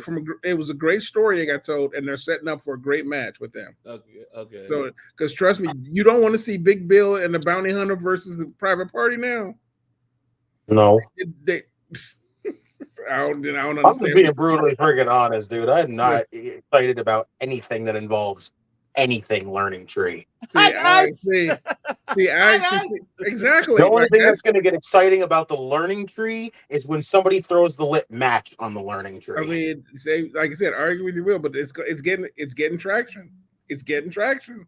That's the problem. It's getting traction. But so my issue with Mercedes and Soja is it was a good match. It was not as tight as I liked, and it's like she still feels rusty. And there is a certain point where I was watching her wrestle where I was just like, she was too busy being the CEO, in my opinion, and not being the wrestler, Mercedes Moné. Like, because I wanted the wrestler match, and there were times where I was just like, I understand what you're doing, but you are not a heel. You don't need to do that. You don't need to flunk because you're not a heel. So for me, like I said, she's the face, so she doesn't need to show off. Like, she doesn't need to she's already got the crowd behind her. She doesn't need to try to get their attention. But she's fighting someone who is a very amazing wrestler in her own right. And she was fighting as a heel. She was not trying to be a good person. She was being a heel. She started to fight that way, and she wanted to beat the crap out of Mercedes Moné, and guess how she came with it. And she even went to the point where she made fun of Mercedes during that match. Okay. And for me, it wasn't that it wasn't a good match, but there were certain points there I got pulled out of it. It's the only match, and honestly, that night it was the only segment that pulled me out of the night. Really? Okay. What about the main event? The main event was stunning. I think we talked about it. It's a great match. It was a good match that lead into Forbidden Door. I wish it didn't come at Rey Fenix's expense. Because honestly, with Rey Fenix and Will Ospreay after that match, I was hoping for a best of 3 segment moment. Like I need them to do another 1 or 2 more matches with the story behind them. Because that match, even though it was great and it was really fast, it was really fast. Mm-hmm. And I like as much as I enjoyed it, I was like, they need to fight again. Like I mean, if Forbidden Door wasn't around the corner, I mean, because I do understand why. If Forbidden Door was not around the corner, I would like to see them go again. So, but like I said, it was a great segment for Swerve and Will Ospreay because I was like, because when they have the meet up and Ospreay takes his belt from him, and then you see that, and you get to see that switch flip in Ospreay, not Ospreay, that switch flip in our boy Swerve. Oh yeah. There is a point where I'm not sure if he's going to stay, if he's not going to become a heel. Because at this point, technically, this is the first time the champion's going to be the heel in this one. Not the first time, but we're actually going to see Swerve as a heel this time with the belts. Because I don't think Will Ospreay could ever be a heel at this point. I want to save myself for. I'll hold myself on that one, but he can be. But the problem is, in America right now, it's like when Rob Van Dam tried to be a heel. They were just like, "Stop fucking around, man." Come on, there's no fucking way you can book RVD to be a fucking That's heel. what I'm saying. Will Ospreay's in that same category right now. He would literally need to like basically sneak into Swerve's house and basically beat his wife with a chair for us. Whose house? Swerve's house. There you go. Exactly. I mean, but overall, the night, however, AEW starting to find their stride. I think they're doing a really good job. This was a very enjoyable night for me. Like I said, even though I had my criticisms, I enjoyed the entire night. I had a lot of fun, but my match of the night was a 6-man tag. Okay, all right, Redeemer, break it down, my brother. This show was awesome. Like again, from almost basically from top to bottom, great show overall. Like both things involving Swerve, like the opening segment, having him talk about like I got the nickname Kill Shot for a reason. I was like, bro, you popped me because you mentioned Kill Shot. I was like, oh my god, Lucha Underground. Oh my god, Lucha Underground. I freaking popped. Like just having him talk about like how like I saw the assassin here. I saw the assassin here. Right here, and then not so much. And I was like, wow, this is getting good now. Now we're starting to get somewhere. And then at the end, when you had Ospreay take the title from him and just stand there holding on him like, I think I can carry both worlds. And he just does that little whisper in his ear like, you're lucky we're friends. Because if we weren't, I'd have put you in the ground. I'm like, damn, like Swerve, a little fucking hostile here. Like, damn, this is getting, like, this whole build-up for this is, like, getting awesome. And I am, like, getting more and more excited to see this matchup. We got Blood and Guts announced, which I'm starting to get a little turned off. I don't know. I'm excited for the matchup. I'm waiting for you because you remember. I'm excited for the matchup. I'm excited for the matchup, but it's like I don't know. Like it just feels like the story build up to this is kind of dying down a little bit, which kind of sucks. It does. It doesn't feel organic. It does not feel. It feels forced. Yeah, now it does. Now it's starting to big time because they literally just called out like AEW bring their best to face us, and I'm like, well, why? Like, what? Well, they haven't had any interaction with anybody else except Swerve lately. So, like, now it feels like Swerve has to be involved in this. Yeah, but they claimed, and they kind of killed themselves when they said, "Yeah, we put everybody out, basically." Yeah. Everybody. And like no one, and honestly, I don't want to see another Blood and Guts with any member of the BCC. Yeah, no. So that was last year, man. Yeah, Jack Perry and Dustin Rhodes. I'm with you guys. I thought Dustin Rhodes looks fantastic for even at his age. Guy can still fucking go, which is amazing. Yeah. And again, it's kind of foregone conclusion that Jack Perry was going to win, but I enjoyed the matchup. The Roosh and MJF thing. I love it. I love the whole fact that they were just basically beating the snot out of each other. Mhm. Security comes running out, and then they just stop beating the crap at each other just to beat up security, and then go back to beating up each other. Mhm. Can't wait to see that match next week. Love the 6-man tag match. I know a lot of people were iffy about the whole Mark Briscoe getting pinned by Kyle Fletcher, but in all honesty, that just basically sets up something for the next ROH show. So I see no issue with it whatsoever. Shingo Takagi's in the fucking Owen. Let's fucking go. I literally wrote this. I took notes. I got you. Let's fucking go. I took notes. I am and that is honestly- legit what I wrote in my notes right here. That was is Shingo literally Takagi the- and Owen. Let's fucking go. That I is literally literally wrote the that. shocker. That is a shocker. That is a shocker for me. Honestly, that is a shocker for me. The Shingo Takagi, in my opinion, is a big pull for them. My guy Shingo, let's fucking go. I am so pumped. I hope he goes all the way. I want him to go all the way. I am so amped to see Shingo on television like this. I'm holding myself because I'm gonna wait. I'm gonna wait. But The Hook and Joe squash, it was what it was. The Monet and Zeuxis match, like, I thought it was really good. Like, I have never seen Zeuxis before, but I was actually pretty impressed by her. She was really damn good right there. Like, I am physically, like, I was really impressed by her. The announcements that we got Moxley and Naito and Sabre Jr. and Orange Cassidy at Forbidden Door, that's awesome. Mm-hmm. I literally wrote this as every segment because between the two things that we got in a row, I literally just wrote Mina Shirakawa and Mariah May respectfully because I had nothing else to say.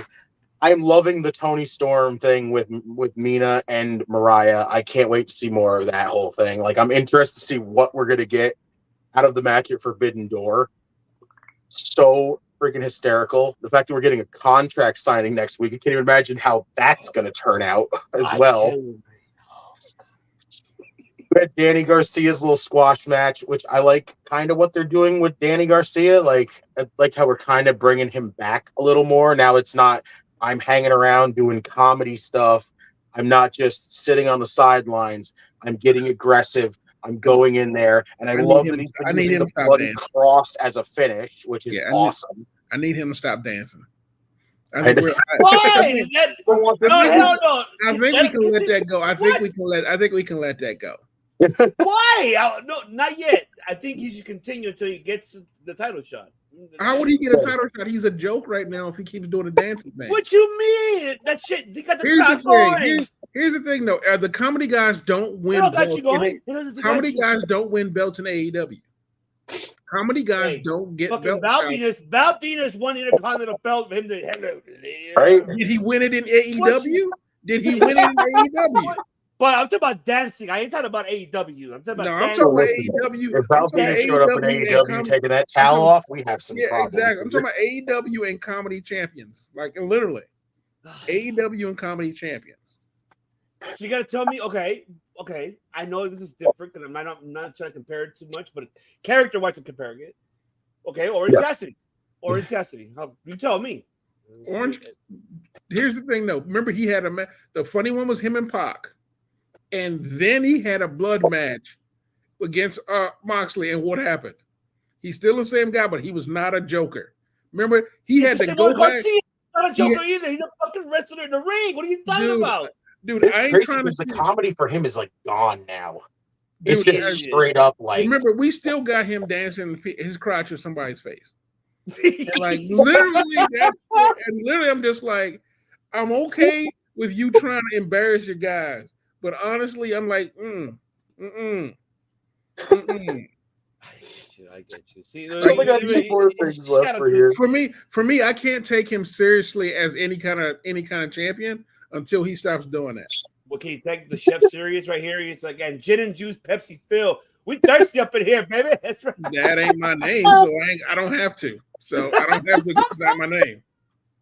So I got 2 more things left here. We got Pac entering the Owen. Fucking awesome. Like, love that.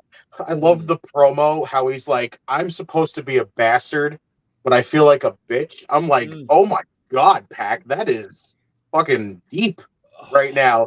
And the fact that he's just standing there looking into the camera going, I'm going to enter the Owen Cup. I'm going to win the Owen Cup. And I'm like, you're going to say Cup 17 more times, aren't you, Pac, right now? And I'm just going to die. It was like, but I love it. The tournament's starting to get stacked, which is really good. And then the main event, Ospreay and Phoenix, give me more. Give me more. It was fucking awesome. Yeah. What a main event. I know everyone's probably wondering, hey, Redeemer, where the fuck's the learning tree stuff? Guess what? Fuck the learning tree nonsense. I officially skipped that as soon as it freaking showed up. When I watched it, I made sure I paid no attention to it. Because, listen, I love Private Party. I like Big Bill. I like Brian Keith. But you can't get me any kind of interest as long as Jericho's there. Like, it just does nothing for me. Nothing. I don't need friggin' to see Big Bill sucking up the freaking Chris Jericho, and I don't need to see Brian Keith going all freaking Yosemite Sam on everybody, just going, oh, I hate that Private Party. Like, no, I don't need it. Just, God, if you like that it, mustache longer, then you have to call you Yosemite Sam. If he starts, I'm telling you, if that man eventually, like weeks later, shows up with that friggin' mustache, he's listening to the show. And I'm good at it. Well, shout out to Brian Keith because he is Brian Keith. He is a subscriber here to the show because we had him here on the show. We interviewed him before. Well, the director did. Who's getting married tomorrow? Shout out to the director who's y'all listening to this audio platform on a Friday morning. He's getting married today. I'll be at his wedding. So yeah, he's gonna be. Congratulations to the director. He's getting married. Yes, he's getting married. That's right. Overall, awesome show. I thought. Oh my God, it's just, I swear now I literally got to do like an editing photo of fucking Brian Keith and Yosemite Sam. Ooh, I hate that Private Party. Oh, I hate that baby, but respect Chris Jericho. Make sure that baby respect my. Oh my God. Oh my God, I love it. But one thing I'll say about Dynamite though is when you mentioned Garcia. You know, I stopped from him. You know why I stopped? Because I was like, who the fuck did he beat? And like, he's not even a fucking jobber. This guy years ago was one of the toughest guys in AEW. And exactly. What the fuck, Tony? You see? Camarado's been in ROH for a minute. Like that's man looks like he could be a dominant threat. And they treat him like nothing. Thank you. See, I didn't even have to say. You see, Tony Khan. That's fucking bullshit. You're bullshit, Tony Khan. 200 episode, and I'm still saying you're bullshit because you see what I mean. You see, what the fuck are you doing? Like, I feel like we're gonna be saying your bullshit for 200 more episodes. Hell yeah! Fuck yeah! Oh God. Nick Camarado just got buried by Daniel Garcia, the tough man who was like, oh my God, this guy's gonna be tough. No, they fucking buried him. And what was it? Not even 3 minutes? Like, no, it was like what 2.5? Like, oh God, poor Nick Camarado. I just like to say. I mean, Tony Khan. Yeah, you already know what I'm gonna say, but that's you know what, I can't tell you shit no more. I'm tired. I'm tired of telling you shit. I do it out of love, man. I don't do it out of hate. I do it because I hate. I love you, but I hate how you treat these talents, Devin. Give him the damn. Give him the sharper. I'm serious. He's not going to take this fucking shit. I know. Oh yeah. I'm serious. I'm not going to sit back and take this fucking shit. Hey, you know what you're going to do, Tony? You're going to take this fucking shit. You take this shit. You take it. Jesus, come on, man. Oh man. Thank you everybody for congratulating on 200 episodes. Yeah. 200 more. That's right, because I have 2 incredible hosts right here with me. Love it. Mi familia right here. But look, the Pepsi Phil, how the hell can you say the least of a match that you were impressed was Zuxis and Mercedes Moné? How the fuck can you say that? Like, wait a minute. Like, when I heard you said that shit, I'm like, is he fucking playing or he's serious? I cannot believe this shit. I mean, like I said, I called it like I saw it, and it wasn't. What? Like I said, I've seen Mercedes have better matches. I've seen her have better storytelling matches as well. She literally just had one, literally against Willow. Yeah, exactly. The one she had with Willow, but I'm just saying, I just called it. That was the issue I had. You have to give Monet credit of one thing that I'm giving her credit of. The psychology of it, she's putting over the talent. And remember, she just got back from an injury. So she's playing it soft. I'm not expecting her to go like rough, aggressive, like in an instant. She's taking her time. And not only that, getting used to the psychology again, because she was out for a cool minute. Mm-hmm. So seeing the matches that she had, winning the belt, then the day after, and then this one, I get it. But she put over Zuxi. Zuxi is just not. If people don't remember, go back to the Mae Young Classic. She was there. Mm-hmm. So and that woman is talented.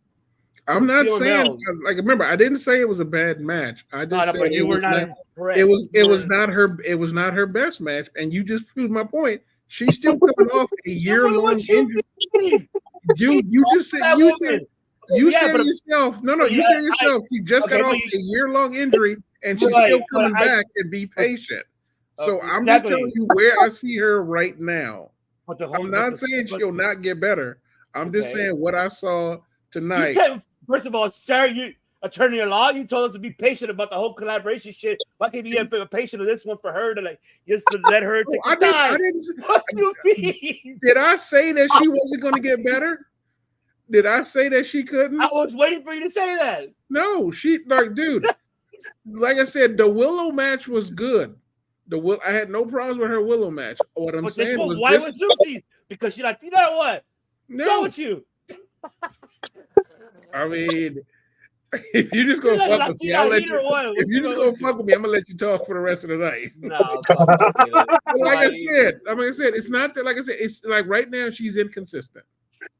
So, I mean, I get your point, but there were certain moves that I was impressed. That's suicide dive. Fuck. Her moveset is still solid.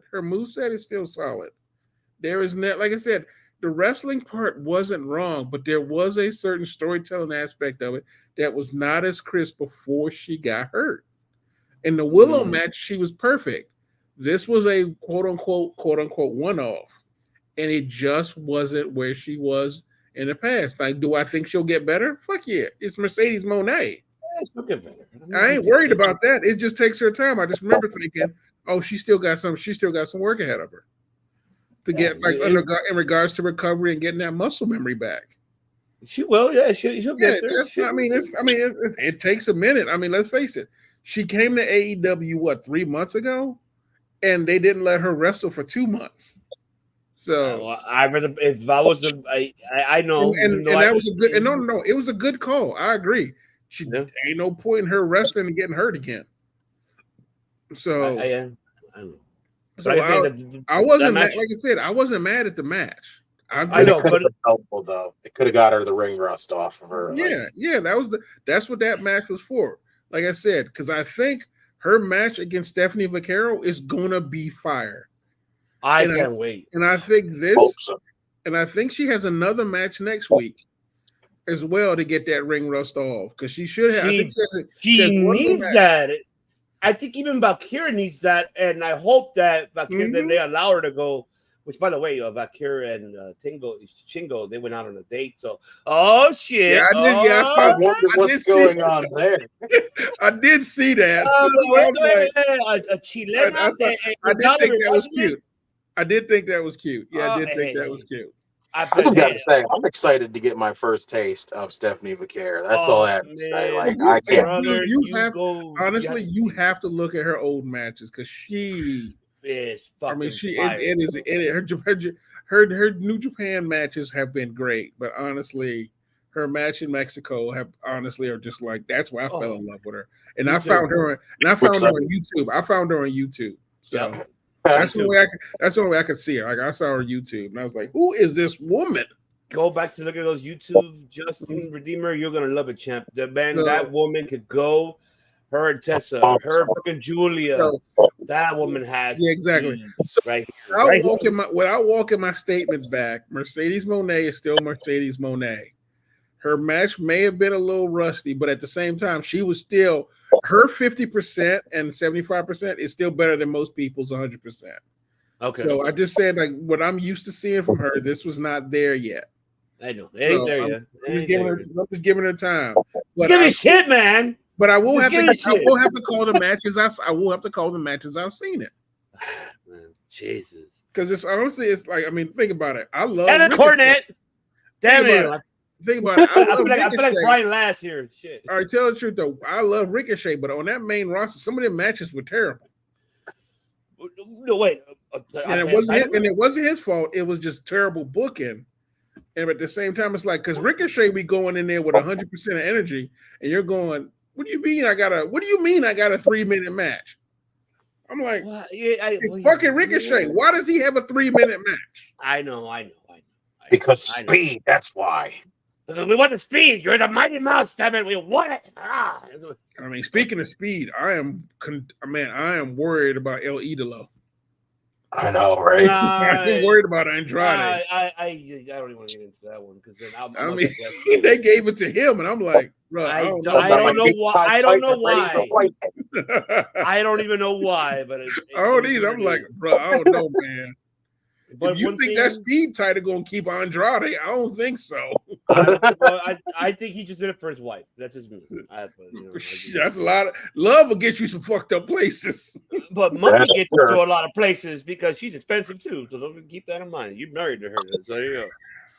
But other than that, the 6-man was great. Now we're seeing the direction where Kyle Fletcher and Mark Briscoe. Maybe we get the same thing was happening here. Well, I would say exactly the same. Maybe we get Ring of Honor title for title, maybe television title versus for the Ring of Honor World Champion.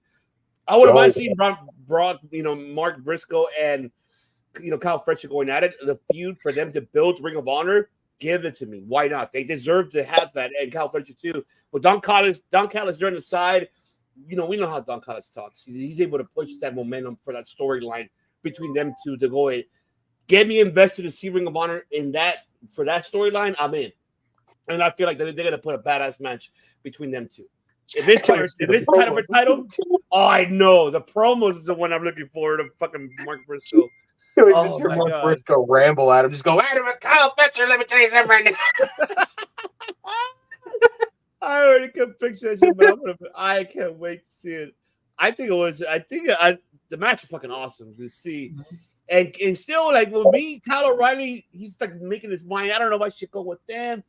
I have a feeling he's going to end up joining Undisputed Kingdom. I have a feeling he is. I don't think so. They're doing a good job of keeping him. They teased it on Collision. I think they're going to go for it.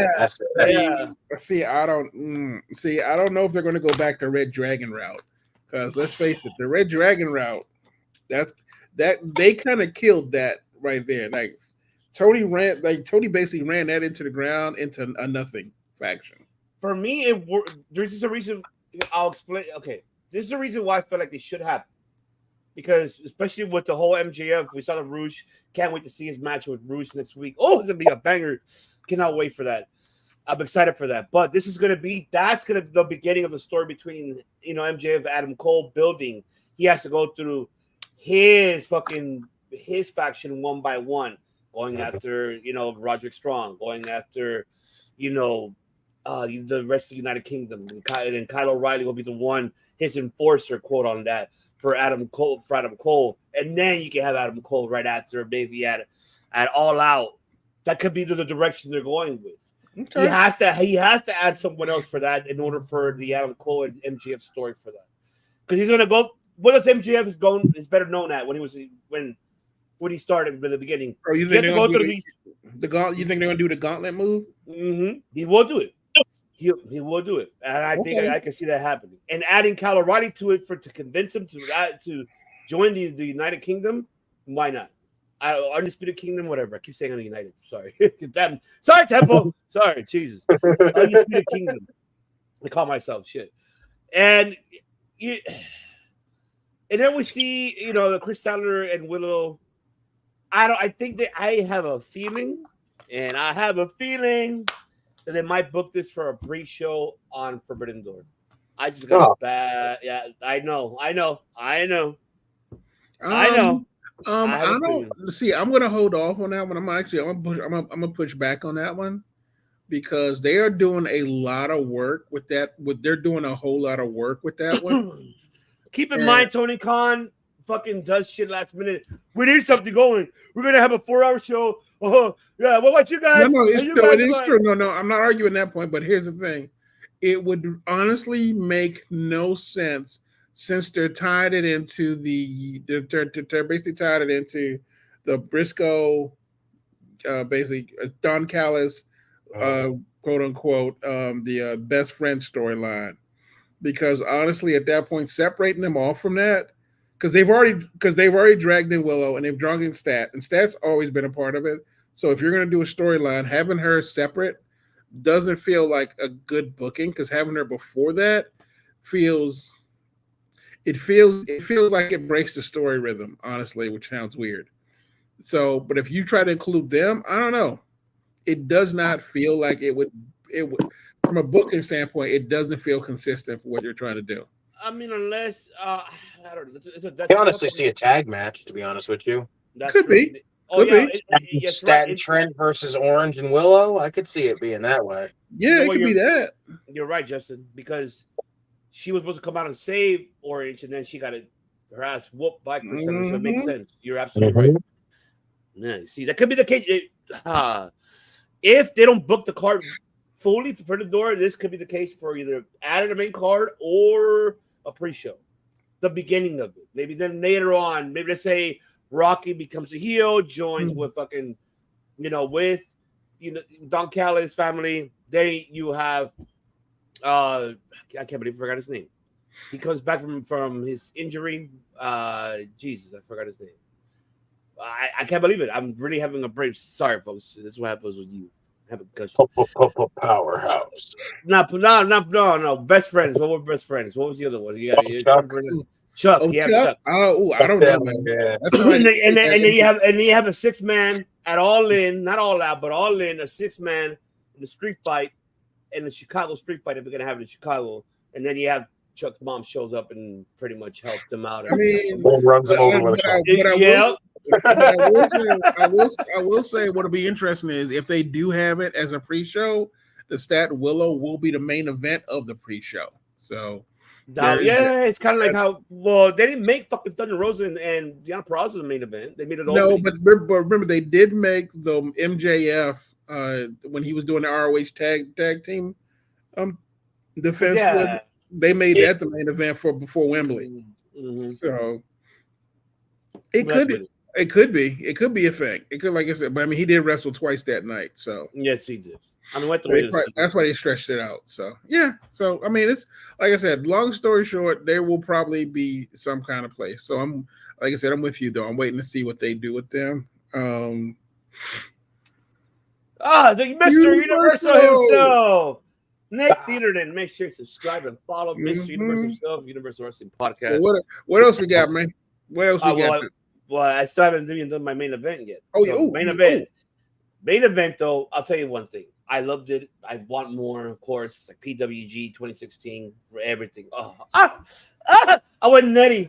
For all that shit. Where's the fuck is Nettie? See, Dom, got some good shit around. Jesus. Nettie all day. But here's one. Okay. Now, remember when we did the watch along, we did the last episode where we saw the winner, and then we waited to see how the story's going to develop. I might be talking out of my ass right now, but I know I might get shitted on for listening and watching. But seeing that swerve type of thing, like you mentioned earlier about, I don't know about the heel thing, and that's what I kind of waited on that way. There could be a heel way because this story, even though we're still 2 weeks away they got 2 more Wednesdays they can build this up. And they can really build up very, very, very good. I love the fact that he took away the belt. I love the fact when Swerve told him, you can't run these both worlds. You can't, it's hard for me. And I love that. You know what this reminds me of? And I know I shouldn't compare it to, but it does remind me of it. When it was the beginning storyline of WrestleMania 12, Bret Hart and Shawn Michaels, 2 fucking baby faces. Wow. Two baby faces. Swerve is Bret Hart, Will Ospreay, Shawn Michaels. That's what it reminds me of here. Because that type of like their storylines, if you YouTube back their promos heading into that, it reminds me of that. That promo that happened at the end of the show remind me of that. I was like, Swerve is like the Bret Hart one. Again, you don't know how to run this both worlds. And I was like, shit. Oh, and I can't even go back even to when it was Hogan and Warrior, WrestleMania 7, the same thing. When Warrior Intercontinental Champion, Hulk Hogan was the heavyweight champion. It was the same. You don't know how to handle this, brother. It was the same shit. This one is the same for Will Ospreay. And I love how Swerve really pushed Swerve. You can't, with a belt, you can't handle this shit. And Swerve taking it like, look at that feeling that, like, oh my God, it got me there. It got me fucking in. But that story is starting to develop. If I hope they both are in charge of that story, please, Tony, don't not get involved with this. Let these two guys do it. Don't just say yes, whatever they say. And like, please do that shit. Because if you input some shit and then it's fucking cheesy as fuck, I'm gonna be pissed. Like, no, let them develop it that way. If they can develop that way in 2 weeks, then you're gonna give me super hype than I'm already am right now. More hype for that match. Because we want to see it. And seeing Will Ospreay Swerve being at ringside, seeing the match, and Will Ospreay telling him, this is my house. Like, oh, yes, that's how you build a story. That way, it's a beginning. And then from there, the following week, we probably see the same thing. If if Swerve does the same thing, let's say he has a match next week, and Will Ospreay is sitting at ringside or a commentator, and we see Swerve doing the move that Will Ospreay does with the elbow shot, oh my God, then we got something going. We fucking got something going. Now here we go. Build it. Build this shit. And at the end, I won't be mad who fucking wins or loses this one because they're going to both put a phenomenal, no pun intended, AJ Styles, great performance. That is going to get us, we need this again. Give us this shit again. So here's an interesting thing now. Okay. If they do Blood and Guts, like they're planning on, which is after Forbidden Door, do you see them booking Ospreay and Swerve on the same team? Yes. So that's because the way they're setting it up, Ospreay and Swerve. We said that a week ago. Do you remember when we talked about it? No. You don't remember? I was not there. I would remember. I was off. You were there. There was the 1 week that you weren't. You were there. I don't think they do. That's the thing. Like most of the time, you have it being 5-on-5. Mm-hmm. So I'm like debating. Like we don't really know. More than likely, the Acclaimed is going to be involved in Blood and Guts. We don't know if Billy Gunn's going to be involved in that. Remember, best out of three. What I said when we talked about it. That's when who comes the fifth member. Since Swerve said that day yesterday, saying I don't want to be part of this shit. Throw away the shoes. Who's coming? Who's coming? Adam fucking Hangman Page. He's gonna be. He is the fifth member, and he's gonna want to get a shot. You'll get a shot, and then it all in, and where it all ends. That's where you have. You add Will, you add Swerve, fucking MGF, because MGF's promo and talking shit about them. At the top stars. Might as well. Hangman's just got to end up with the Elite at some point. Yeah. That's all it has to be. Even if he's introduced as the partner, where it's just like they need a fifth man. You have Swerve side, like basically just like they need a fifth man. And they get Hangman, and it's just like the ruse where they're just standing there and going like, it's going to happen. Hangman's here to help AEW. And he just jumps everybody. Like, it would just be huge in its own right. Because, again, that leaves the fifth spot open. And now it's like, does Ospreay step in? Then you could maybe say, will Ospreay step in? Like, it'll be interesting to watch him, be like, listen, we just had our match. But, like, right now, we got to stand up for AEW right now and take down the Elite. Like, I wouldn't be against it, but it's really a tough question to really ask here. If I had the sharpener, the way I would have booked this one was really not make it obvious, make it more like Adam Cole makes a call to the Young Bucks and say, you know what, I got Roderick. He'll be your fifth man. And then let him be the fifth man. When then heading into Blood and Guts, then from there, that's when you have Roderick's out. And, well, who hurt him? We don't know who hurt him. Like, shit. And, you know, the Elite is shitting it. We don't know who the fuck we're going to. Let's just go out there. They go out there. And then next thing you know, you hear the bell ringing. I mean, you hear the theme song come out. It is Adam Hangman. Could be that way. That could be one way. The second way will be still have Roderick to be the fifth member, compete in the Blood and Guts. He gets injured, and then or sell it out that way. Just have Adam as being the fifth member of the other side, and then he turns. There's so many ways to do it. The one thing I really would not want him to do it is make it too obvious. Do not make it obvious. That's the one thing, because none of us expected Jack Perry to be the fourth member when he came. None of us did, but in a way we kind of did, but not really. We were just throwing out a fantasy, and it turns out to be realistic. This one could be the same, but I'm hoping they can really deliver for us to be like, fuck. I just hope so. I just hope they don't make it too obvious, because we still got a month away from it. That's why you could do it as, like, say Team AEW gets 5. Make it 5 and have Hangman show up and be like, they could still kind of occasionally on commentary bring up the fact, like, well, maybe, you know, like, I don't know how well him and Swerve are going to do together as a team because of the past history they have. But then Hangman kind of plays it off to the extent of where he's like, listen, I'm here to help AEW. I'm here to help AEW. I need to do this. And then all of a sudden, like, during the match, that's when it happens.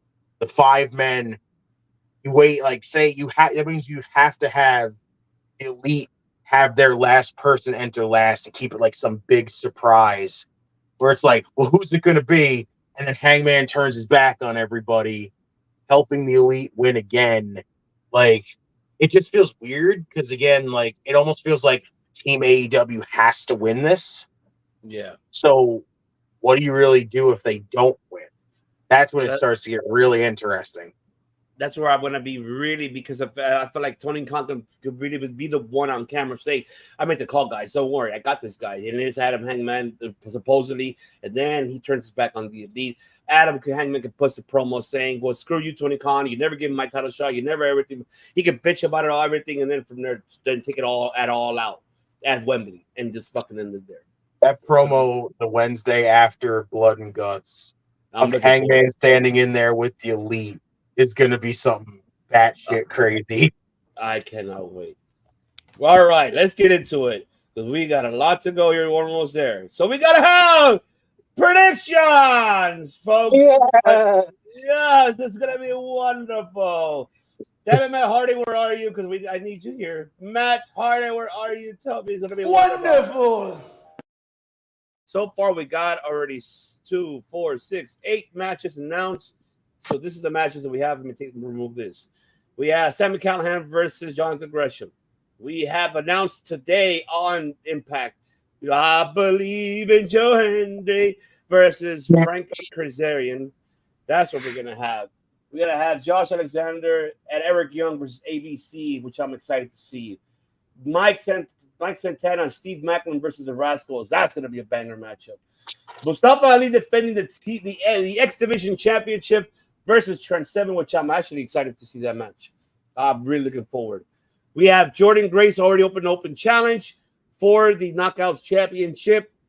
And we have the TNA Tag Team Championship on the line.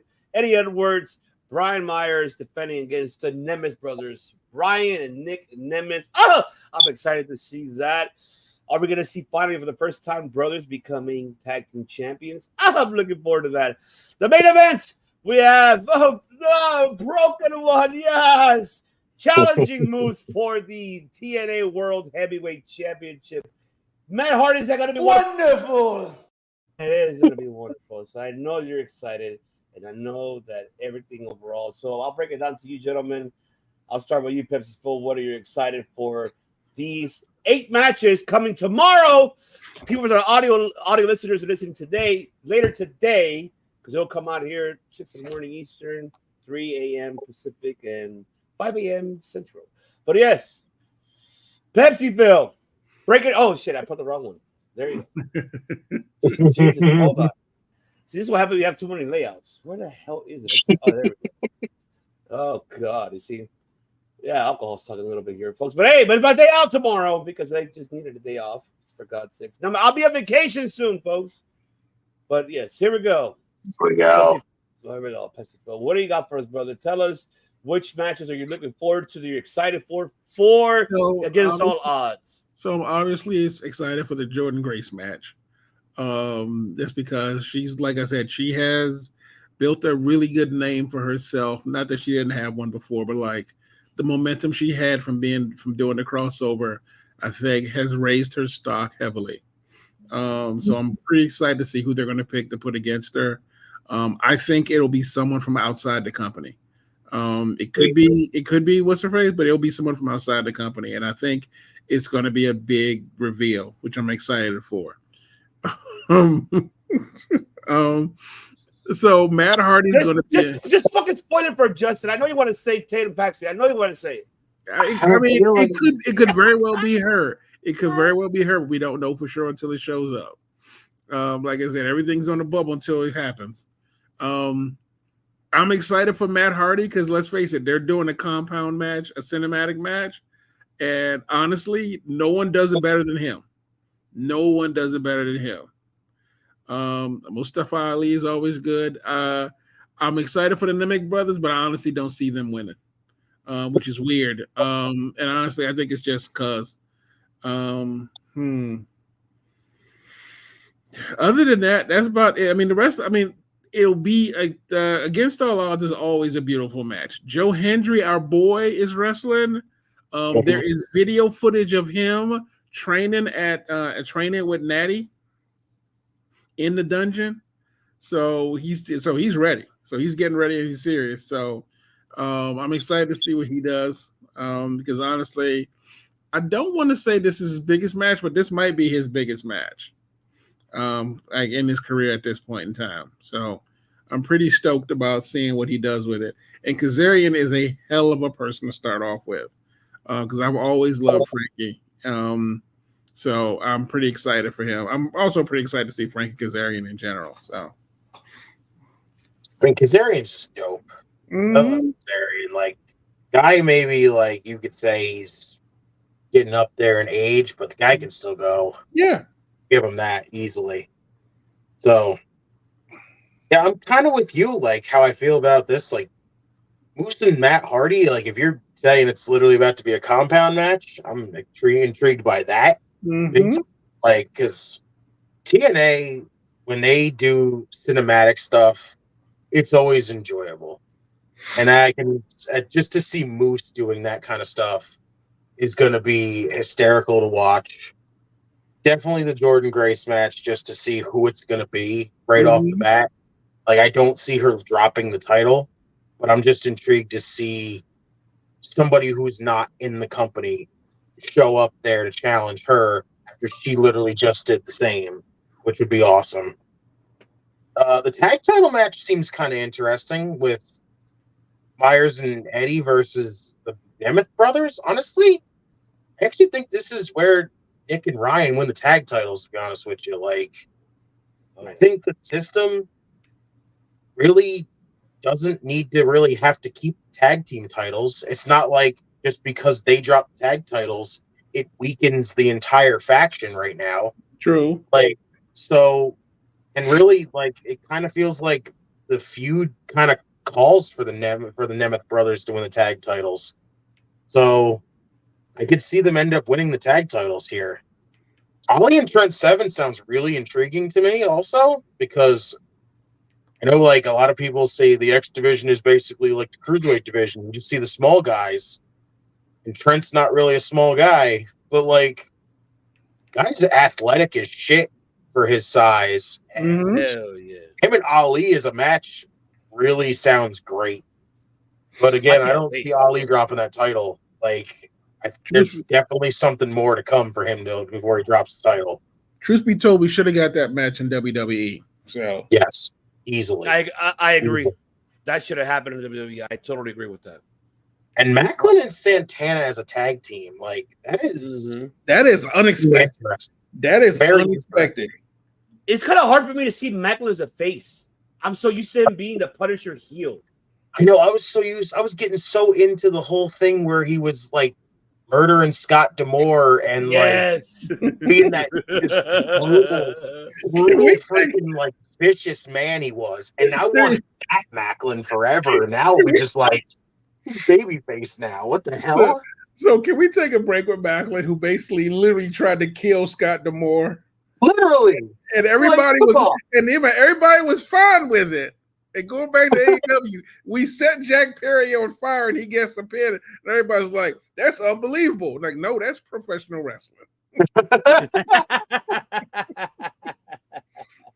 But it's nice for you to pretend like it's the real world. The card just seems really good, though, as a whole. Like, even the EY and Josh Alexander teaming up to face ABC, like, that's awesome. That's gonna be a banger tag match too. Yeah, I'm gonna definitely have to check this show out because this, again, like really is intriguing me in a lot of areas here. So, shouts to TNA for keeping it consistent with the dope pay-per-views. And that's one thing that about TNA, they're definitely gonna have the audience like us, really intrigued with this fucking event because we're all wondering who is gonna respond to Jordan Grace's fucking. Oh my God, challenge. So, I mean, if you could pick one, champ, who would you pick on this one? Who would you pick that would really should show up at fucking against all odds against Jordan Grace? It's a tough one, right? I think this is one of the toughest ones for us to predict. Because I don't know who the fucking shows up. Throw it out with all the companies. Like, you got so many people that could come and answer that challenge right now. So tough. Like, I don't want them to do like as much as again, like I love Tatum. I don't want it to really be Tatum at all. Like I want to see something big, especially when it comes to Jordan Grace and the level she's on. Like I want to see big for her.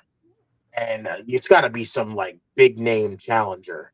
Like even if you like I don't know, drag in Allison Kay for something like for this kind of matchup. Like I would be intrigued by that.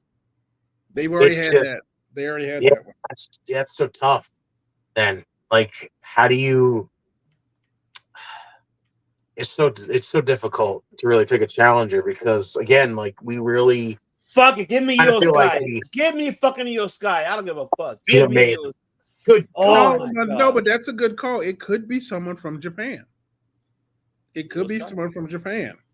Can be Oscar. I guarantee if Oscar was not injured, they probably would have told her to go over there. I would have. Hell yeah. Oscar and Jordan Grace, I would love to see that. I'm telling you, like, I threw the one match out there and just think there's somebody in NXT that we still haven't seen in a while.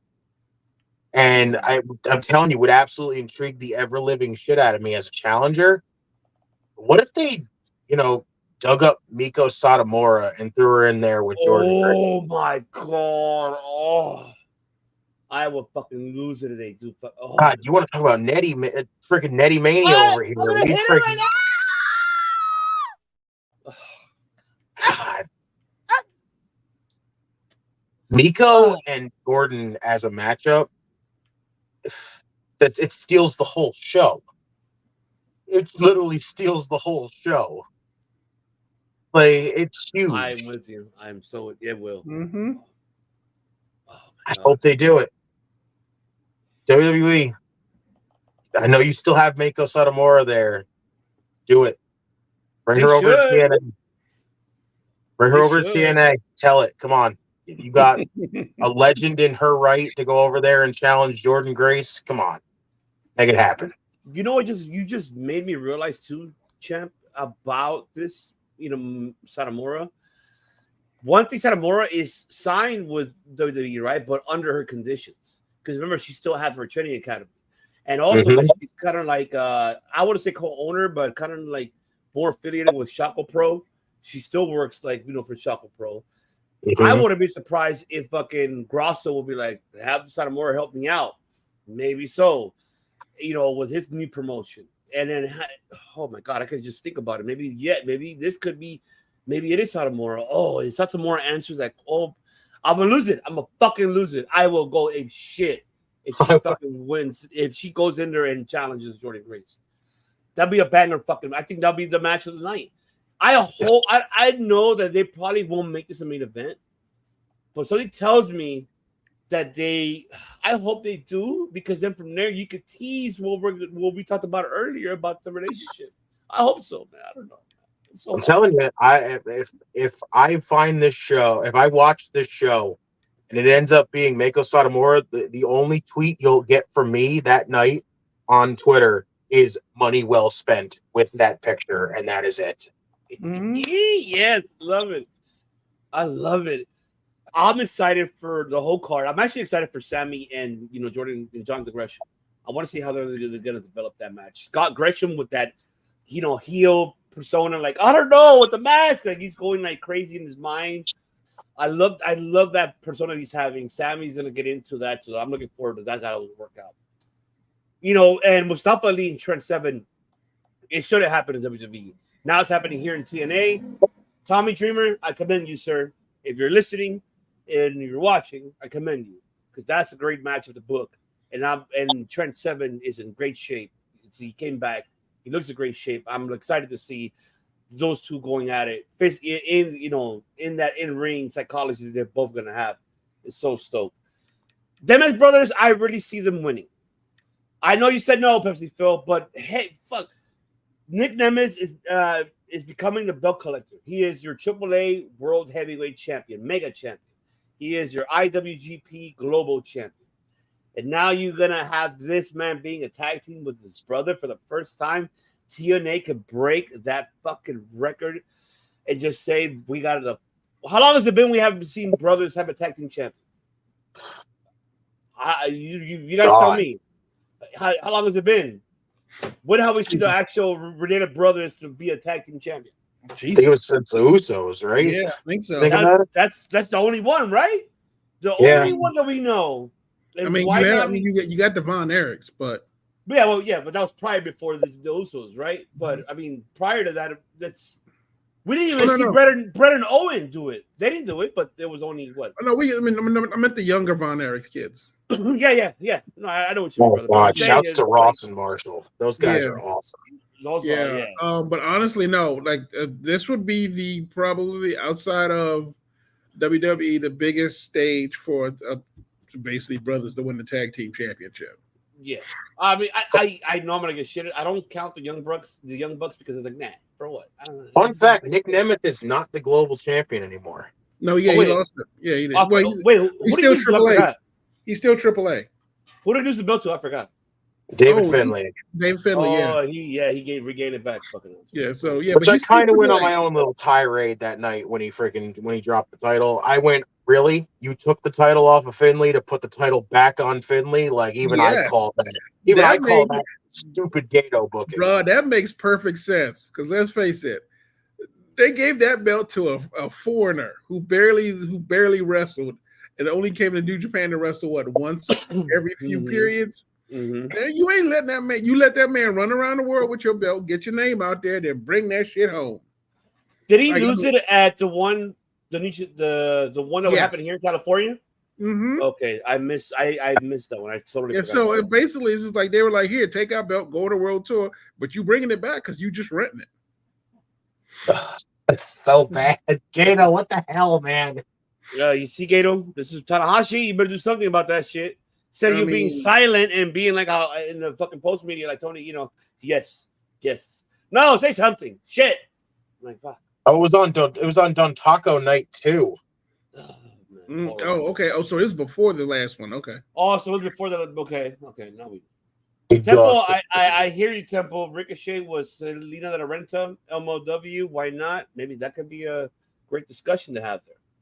We see Wesley and Wesley and Wentz, Miguel versus MID Gallus. He called him Mid Gallus. Oh my god. Gallus. Oh my god.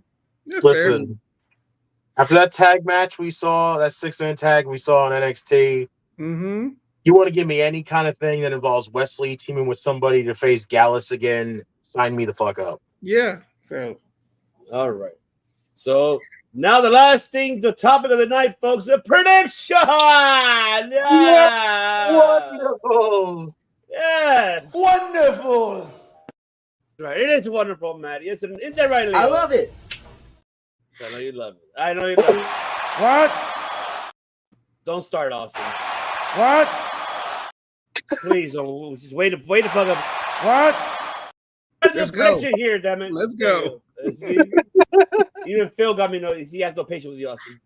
But yes, we got a prediction: 5 matches on and at WWE Cash in the Clash of Scotland. So we're gonna start off, which don't be surprised, and I know people are gonna hate me for this, but 3-way matchup here. I think is gonna be the opening matchup. I'm sorry, but I feel they are gonna do that. That's for the women's tag team championship. Jade Cargill and Bianca Belair defending it versus Alba Fire and Isla Dawn and Zoe Starks and Shayna Baszler in a 3-way matchup here. This is a challenge. Yeah, you know what? Let's face it, both of them, which I'm excited to see. You know, Isla Dawn, Alba Fire coming back, and I know part of the hometown. So I'm excited to see this. This may be the opening matchup. And I love that Papa H is really keeping it with 5 fucking matches. Unless if we find out on SmackDown he has an additional matchup for a pre-show, maybe so. That's fine. 6 matches, it's okay. But he's giving them time. Story in the ring is the beautiful thing that you're giving these talents. That's why I love you, Papa H. I love you, man. Just keep going at it. But I still need those tag team fucking titles for the male side to be fucking do something. We need that go. But I'll go very brief. Of course, I see them retaining, but I'm excited to see actually Alba Fire and Isla Dawn finally, and I am anticipated to hear the Scotland fans going crazy. I am actually looking forward to see how they're gonna go crazy in this one. So I got them retaining. I don't see them losing. It's gonna be a good 3-way match. I'll tell you that. I think it's gonna be a great one. Just hope that it delivers for a great opening. If they make this opening matchup for the main card for that event. So I'm excited. Champ, who do you got? You're the Princeton champ. Who do you got? See, I'm going with the shocker here. I'm going with the hometown girls here winning this one. I do. I think Isla and Alba end up winning the tag team titles here. Ooh, to be honest with you. Okay. To be honest with you, I think that's why Zoe and Shayna are in this. I think they're in here to basically eat the pin so that way Bianca and Jade don't get pinned. And I think because of the fact that we have so many Scotland people, like Scottish people on this show that honestly aren't gonna win, you got to give at least one of the hometown people a win here. And I think this is where we go here because I just found out recently that one of them, I don't remember which one specifically, either Alba or Isla, just recently lost their mother. Oh, so I immediately said, I think it was Alba's that one. So honestly, with them being in their home country and, with 2 other Scottish people on the card possibly losing, got to get one of them to win here, and I could see the feel-good moment happening here. So I'm going with the hometown girls winning the tag titles. Oh, my God, I love that. If they do win it, that's why you're pretty champ for a reason. Attorney at law, Pepsi Phil Esquire. What do you got? I think they're retained. I think our Sisters of Destruction retained for one more pay-per-view. I think they're supposed to. I think they drop it for the next pay-per-view. This is, for me, this feels, and honestly, no offense to Clash in the Castle, this feels like too small an event to lose the belts to. For me, anyway. Truth be told, and honestly, if they do have to drop the belts, I'd rather it be to Shayna and Zoe. Like, they have been on a run that I have genuinely enjoyed, and I think they have been doing a good job of their run. Even seeing them down there, they have been a pretty good team. That actually, and I haven't seen Shayna Baszler with this kind of push in a very long time, and she is front and center this team's face. Like it's not like when she was with everybody else, like when she was like, with when she was with Nia. But so I'm kind of hoping that they win. But if someone has to, if the belt has to change, but truth be told, I don't see the Sisters of Destruction dropping those belts at the Clash of the Castle. Okay. And Devin Temple, I know because you fucking hate Scottish people. Oh, Temple. Stop, Temple. I know. You're like, oh, dreadful. Like, really? Like, oh, no. Like, no one cares about this WWE PLE. Move on to this stuff. Jesus, Temple. Stop hating on it. Hatred for freaking Scotland. I know, man. Just be happy if you get WrestleMania maybe next year or so. I mean, the following year. Relax. You're gonna get your WrestleMania, all right? You're gonna get it, Temple. Temple. Let's see, yawn. Anyone got a pillow? This pillow is about to... Oh God, why are you hating on it, man? You shouldn't be hating on it, Temple. Because we might get a new Intercontinental Champion here. Sami Zayn defending the Intercontinental Championship versus Chad Gable. Now we know that Chad Gable resigned. And we know of what we know, rumor your window, that I think the condition is here. I think we'll find out here that he probably will win the Intercontinental Championship. Could be the cause of Otis. Could be the cause, or it could be we see the new reincarnation of a new faction here that will make their appearance and really annihilate the Chad Gable, Ruby Alpha Canary, Tozawa, and Otis, which is the Creed brothers. And this is where we see probably the following Monday Night Raw. We see Ivy now make her decision of where she wants to go. And this is where I still feel like it's going to be Maxine Dupree, the one turning. I don't see it's going to be Ivy now. I think Ivy now will stay as a face and join Otis and Tozawa, and I don't see that. I think Maxine Dupree feels that, no, I need to get better, aggressive, damn it. I need to be that way. I that's what I feel. Yeah, I feel like she's going to do – I know she's going to do this. I know she's going to do Suck a big old bag of donkey dicks. I know you're going to do that. I know you're going to do that, Maxine, but I see a new Intercontinental Champion at Cash the Castle. I know you said earlier, I don't see it. Why you hate on Scotland, man? Let them have their moments. Let them have a new champion. Let them have this one. So that so Chad Gable becomes the Intercontinental Champion. Then on Monday Night Raw, we're gonna see him celebrating. He's gonna be shush, I'm celebrating. That's what we're gonna get. But it's gonna be a good matchup, good storytelling here in this one. And I'm excited to see how this is gonna turn out to be. But I think Sammy will just drop it here. I think he's like, you know what? Just give it to him. Fuck it. I'll face him again down the line. If I'm okay with this storyline continuing, because then from there we see the process of what I mentioned earlier about the Creed brothers and the questioning of Ivy now and Maxine Dupree's friendship. Who's going where? Where is going where? That's what I see here happening in this storyline, which is fine. I'm okay with that. So, I'm turning it all. I'll take it to you.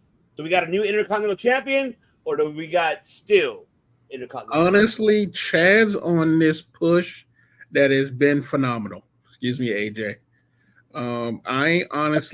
This may very. Jesus, Papa H. Truth be told, this for me is the match. This will be the match of the night, in my opinion. Really? I think this one might be. I love Damian and Drew, but truth be told, this will probably be the match of the night for me. I think storytelling and wrestling wise, this will be the best match of the night. I see Chad winning this belt here. The only reason being that Sammy's Sammy. He don't need a belt to be his push. He doesn't need a belt. Like, think about it.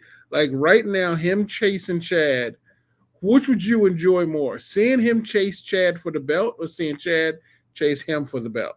Like, right now, booking wise, that's more exciting.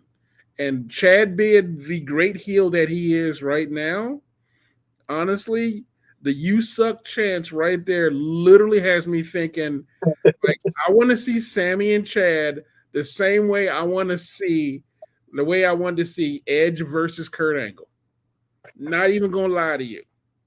Like watching them go at it, I was like, man, this reminds me of them too. So yeah, for me, right, it's either honestly, it's Sammy and Kurt. It'd be Edge and Kurt or Edge and Eddie. To be honest with you, it's Edge and Eddie and or one of those two. But kind of love their feud. Truth be told, honestly, I want to see Chad Gable. Part of it also is I just want to fucking see Chad Gable with a goddamn belt. He has been through enough. And truth be told, I'm still, like I said, I'm with Big E. I'm still traumatized by the Shorty G gimmick. Oh my God. And like I said, this is beyond a 360. This is beyond 180 for him. This is a monumental shift. And they have been building this up. And this is one thing I appreciate about Triple H that the old man didn't understand. In the end, sports entertainment aside, it's still wrestling. And Chad is the wrestler. Not that Sammy is not. Obviously not Sammy. But Chad has that same wrestling feel that looks with a belt that looks good on him. Like, can you imagine Chad being an asshole? Honestly, he doesn't even have to break up. He doesn't even have to break up with the Academy just yet. He could literally, in my opinion, what I would like to see him do is I'd like to see him win the belt as a member of Alpha Academy. And then literally the next Monday night, go, y'all fired if the Creed brothers come in and beat the shit out of him. Like, and then that's when you get that new super heat that he got. Because them beating up Chad and Maxine and Tozawa, with him being a champion and him with like a brand new faction because he got tired of the old one, for me, booking wise, is hilarious. And then at that point, quote unquote, the loser faction has to join sides with Sammy to go after Chad and the Creed brothers. Okay. At least that's how I'd book it. Give Pepsi Phil the attorney of law the sharpener, damn it. Give him that. Man. Champ, what do you got for us? Okay, so here's the tough part here. Do we have people that are literally just saying, all right, Chad's had so many opportunities. When do we pull the trigger? And do you just do it here or do you save it? That's the question. Mm-hmm. I know a lot of people are probably going to get really salty if we have another freaking match right here, being that we're just sitting here waiting and waiting, going, oh my God, how many more chances does Chad get before he actually gets the title? I saw somebody talk about this, and it's starting to really intrigue me by it here. Is it not doing the title change here and saving it for Money in the Bank in Canada? Having Gable beat Sammy in Canada would be something huge. Mm-hmm. The heat he'd get in Canada would be massive. So the way they described it here would be Otis finally snaps, causes a DQ, which would then set up another match in Canada, which would then have Gable win the title in Canada. That part intrigues me a lot. Because if you think about it, you could technically kill two birds with one stone here if you had the DQ and saved it for in Canada. If you have Otis get the disqualification and finally snap on Gable, you get the DQ, but then you could also get the Creeds showing up here, taking out Alpha Academy, joining up with Gable. That way now Gable's going into a rematch with Sammy with not only the Creeds in his corner, but now he's going to possibly and more than likely beat Sammy in Canada and get that uber heel heat that he should be getting. Mm-hmm. So honestly, I'm going Sami Zayn retaining here just to build the big heat moment when he beats Sammy in Canada. So Sammy retains here. Oh, okay. I love that. It just intrigued me more. Like, I want to see Gable win the IC title, and I do feel like everything that we've seen up to now, like getting to this match, has been great, but there's been a lot of repetitiveness as of late with the segments, and I don't know if you can really keep people's intrigue longer with more and more waiting. But I feel like you can get a little bit more story out of this and eventually lead to this big heel moment of having Sammy lose in Canada to have Canada boo the ever living shit out of Chad Gable to really make that heel turn so big for him. And now, not only that, he has the Creeds in his corner. It's going to be something big. So that's why I'm going Sammy retaining here. Okay. But only by DQ. Makes me know. No, that's a good booking. That is good booking, honestly. It is. I love that. Let's see what Temple's. Otis turns on Chad at Clash. Gable beats Sammy at Money in the Bank, and Gable and Otis at SummerSlam. Bingo.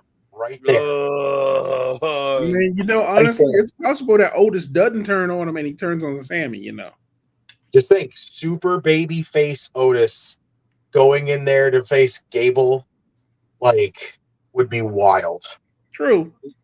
And shout out to Miss Temple here, man. She's like, Miss Temple here. Mike said, Clash at the Castle can suck a bunch of donkey dicks. Oh, my God.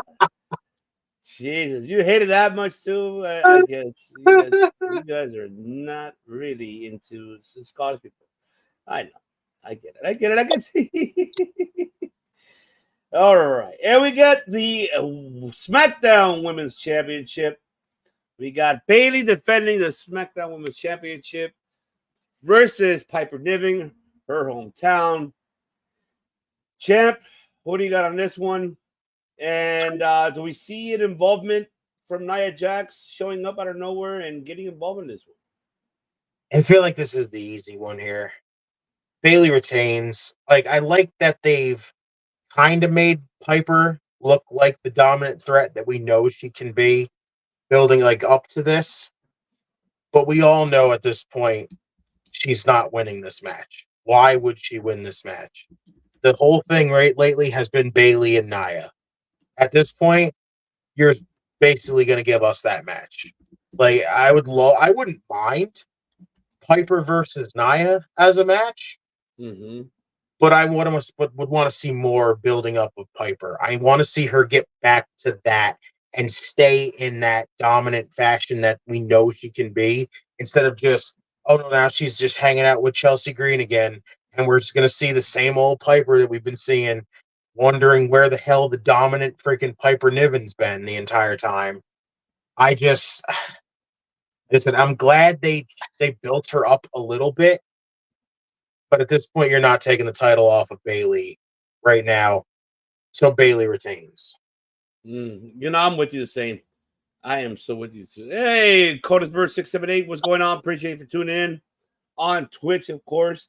An announcement too soon, folks. Starting the next following weeks, we'll be live on Kick. And we'll be live. And also, you'll hear a big news from next week, because if you don't want to comment, there's going to be another way for you to get a hold of us, if you know what I mean. You'll know, too. Yeah. It's going to be a good one now. That's going to be a good one. That's right. So let's see. Temple is saying Piper Niven drops the ball and Bayley wins. See what Temple. Drop. Fuck! Why, Temple? Remind us. I'm here all the week. Yes, I know you are, baby. That's what we love you, Temple. Why'd you have to remind us of fucking Dewdrop? Dude, I don't know why he called her that. I feel like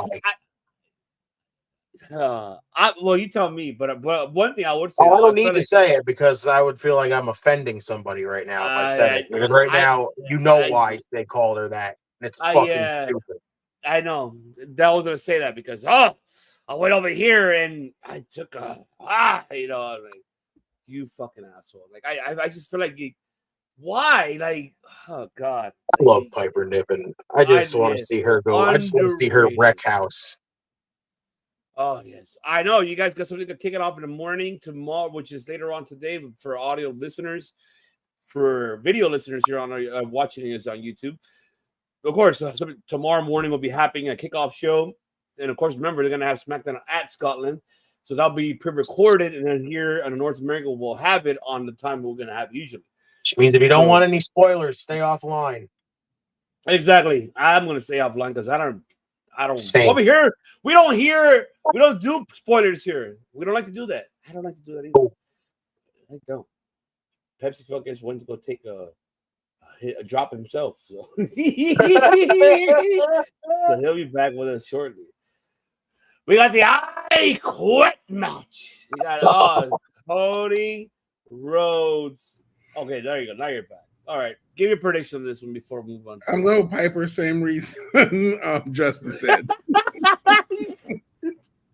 I mean, honestly, this is no offense to Piper. There is not going to be 1 ounce of a surprise on how this match ends. So, yeah. So, I mean, like I said, I mentioned the matches I was excited for. This is not one of them. Not that I don't love these two, just that it's such a foregone conclusion. I'm just going to be looking for a good wrestling match. Yeah.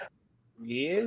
I just hope Piper Niven, for me, of course, I have Bayley retaining. But for me, I hope Piper Niven really shows up and be like her indie style and more like Evolve style. Because I remember her in Evolve too. She fucking killed it. I hope to see that from her. And I hope they allow her to do stuff that we're like, oh shit, and Bayley will be like, let's do it. Why not? I will be so happy to see that. So I'm happy for her. And then we got the I Quit match. I'm not gonna make it it's not gonna be a wrestling or regular match. It's gonna be an I Quit, what you should have said last week. I guess we have the Good Brothers to turn heel, right? And now, except for Michin, we don't know yet. Mia Yim, for God's sakes. I hate killing her Michin. Yeah, right. Fuck, she's Mia Yim. She had a good matchup on Tuesday on NXT, by the way. She did have a good matchup. But Miss Parker, Miss Parker. We get Miss Parker. It's funny because I took notes for NXT too, and I literally wrote Michin versus Miss Parker. Yeah. On there. Tell me that was not a badass fucking match. I enjoyed it. No. All right, so Justin, Parker's come a long way. Come on, like it's such a short amount of time. She is great already. Mm-hmm. Oh, Redeemer, who you got? Oh, man, it feels too obvious. Cody retains here. Like, I would love to see more from these two. Like even after this, but how do you really have another match after an I Quit match? Like that's just so tough. Like last man standing could be the last one. That's tough. Like, how do you set that up now after literally you have a man say I quit? Like it's so tough. Unless AJ says I'll retire unless you made me not stand, and then he'll leave. I mean, I don't think that's the way that goes out. Oh God, that'd be bizarre. That'd be bizarre as hell. Yeah, I just can't see Cody losing the title yet. Like, I'm excited for this because these two, their first match, no pun intended here, phenomenal. It was. So I'm looking forward to watching these two, tear up again because they're going to absolutely do it again. But I just can't see Cody losing the title now. I still think he's going to end up holding it for like maybe a year, maybe a little longer. The only thing is, though, after this, who do we got left? Do you really just go with Randy? Because honestly, you got to there's really nobody else outside of Randy Orton left to really face Cody. That's what really sucks. SmackDown really did a bad job at drafting people over there that are actually in contention for the world title at the time, and that's what really sucks. I mean, honestly, there is still one person no one's thinking about that you haven't mentioned. Who? Gunther. No, because he's gonna end up facing the world champion. That's the thing. Unless we said, remember what we said a while back? I know unless he changes his mind and gets traded to SmackDown. Exactly, like I said. I mean, just because he's on the inside, that's weird. He won the King of the Ring, and the only time was right after that. He had the interaction with Drew and Priest, but now we haven't seen him since then. So it's bizarre. And then eventually we're gonna get the Orton rematch. So it's like, is that going to end up being for King of the Ring? Like, is Randy just going to win that match then? And it's just going to be freaking stupid. Like, I don't. No, I mean, if I don't know Cody if Cody beats Randy, or if Cody beats Randy and then Gunther comes in, he's definitely next in line.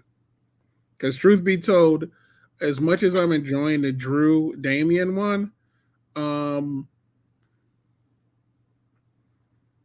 I am more invested in a Gunther versus Cody match than a Gunther versus Damian or Gunther versus Drew. We've already seen. I'm more intrigued by Gunther that versus too. Drew. I just can't see it happening because, like, this is gonna be. I feel like this is gonna be after SummerSlam. I feel like at this point they're gonna get the world title on Gunther right now, and Drew's gonna go off on his own, doing the whole more of the Punk stuff. Maybe, maybe that's what I really feel like is gonna happen. Because then again, like I said, that the other person you'll have at that point is Randy Orton, really set up to face Cody. But after that, who do you really do? Like, who can you fill in that spot? Like, if you don't want to blow off the Randy feud now so soon, you got to start building more people up here. Like, we got to get Lashley back and get him built up. You got to start building some more people up. Like, even if Solo, it's Solo Sikoa at this point, why is Solo not challenging for the title? If he's literally going to be the guy to go out there and say, I'm the new tribal chief, well, why is that man not stepping in the ring and going after Cody Rhodes? Honestly, they've already put that. Remember, they already put those seeds in. Remember? So there you go. There's two. Paul asked him, well, what do you mean we? And who's thing? And he goes, Cody Rhodes won't even know what hits him. Well, there you go. So it could be The Rock. But is The Rock ready to go now? That's the question. That's another story. But like, it could be The Rock. It could be Solo. It could be Cody getting sucked into pretty much into the tribal warfare. I don't know. So one thing I'd like to see out of the whole thing is Cody Rock at SummerSlam. Maybe if you're going to do the Randy match, you save that for Mania. Honestly, it's a tough one. I'm gonna hold myself on. I'm gonna hold myself on that one. But Pepsiville, what do you got on this one? This is Cody. This is Cody. Whoa! So yeah, I got Cody winning this one. I got AJ doing a really good job. I think this leads to the OC, quote unquote Bullet Club Rogue getting back together. And this time I think it'll be less goofy and a lot darker. I think Mi Chin joins them as a heel as well. I wouldn't mind fucking. I think she can do it there. And truth be told, them being a heel is kind of nice because I think with Judgment Day about to implode, you will need a new faction to kind of be there. And they could theoretically be that faction. You know what? I'm gonna say this shit right now. I rather fucking get fucking Nakamura to join me. I'll be fucking happy with that shit. Join who? Join the OC. Join with AJ Styles and the club. That would literally make no sense. Why? Because fuck that. I rather have they have not because of you, but because of the fact that in the past they could. But I'm sitting here going, there has never been a point in there's a fucking reason why. Because that's right. There is no reason why Nakamura. Do you remember the last time Nakamura and AJ met? Nakamura spent 6 days just punching AJ in the nuts. I get that. I get that. You remember the nut shot period? Yes. Of Shinsuke Nakamura? Because I don't know why. Because the other piece of shit hit him in the nuts. People were literally calling it the Kinshasa, for God's sake. Exactly. Every time. No, because it's all just like I said, it's all New Japan because someone else was coming. I didn't want to bring it in the topic here because I didn't want to go longer. But you didn't know who I'm talking about. That one, I'd rather wait until it happens. Then we can talk about it. You know who I'm talking about because he already finished his match at Dominion. You know what I'm talking about. He's a tall man, and that's all I gotta say. But I'm not gonna bring up. You mean Talatonga? As they just copy quote on that because I don't believe shit until I see it. Then I'll get there. So I mean, we don't know, man. Like I said, exactly. We don't know, but I'd rather just fucking use Nakamura or something. Use him for this shit. At least have him there. That's my debate for that. Let's see. Okay. Wait. Well, You didn't pick. Who you got? I got Cody, of course. I'm not gonna. You know what would have been a good idea to do here instead of this? Maybe you should not have moved Braun Breaker from SmackDown. You should have kept him here because that way he could have fought Cody. I don't know, man. Right now, Braun Breaker's in a place where he running between both brands willy nilly, and he got what's the name pulling his hair out, and he bald. We don't Tempo. We don't know yet because there's so much they're gonna do. We don't know. That's why. And to answer, also Cody Brewer's 670. I don't know what's gonna happen in Raw. I'll answer that when it happens to the. I'm telling you, Pierce first breaker. Give it to me. Come on. I don't mind that either. Too. Oh my God. I think this is gonna be the main event for it. Main event here. Yeah, they should be the main event, which is Damian Priest versus Drew McIntyre. And we saw a little face on him on Raw when Sheamus was like banger after banger after banger after banger. Where the fuck is it? See, damn it, Dom, stop moving shit around. This is what I fucking hate when you move shit around here on this damn thing. Jesus. When you move shit around, this is what happens. Nah, the hell with it. I'm not gonna play it. I was looking for it, but I can't. I'll just do it. There you go. Banger after banger after banger after banger after banger after banger after banger. Yeah, I should miss that fucking faction. They were actually really good. It reminds us of us three. We're fucking brawling brutes. We're brawling. But this one I got. Okay, I'll go right away to this one. I got this one. Unless we have your boy Mussolini and Kennedy. He shows up. I hope he doesn't show up. If he does, it could be two ways to this situation. Damian retains because of CM Punk, or Drew wins this championship at his home territory in Scotland, and then CM Punk shows over. Guess where I'm going after? Then you have your shit for SummerSlam. Then you got that. Then you have the trade-in happening. Gunther going to fucking SmackDown for somebody. That could be, I don't know who could that be, and I think that's what's going to happen. Then they're going to go to a different direction. You're going to have Damian Priest going after, CM Punk, maybe down at Bash of Berlin, no one contender for that title, for at SummerSlam. And to face Drew, they're gonna have Drew versus CM Punk at SummerSlam. I think that may be the case. If CM Punk's ready by SummerSlam, that could be the case here. But this is the one could happen in those two scenarios. It's gonna be a good matchup, though. I'll tell you that. I like the storyline they had on Raw.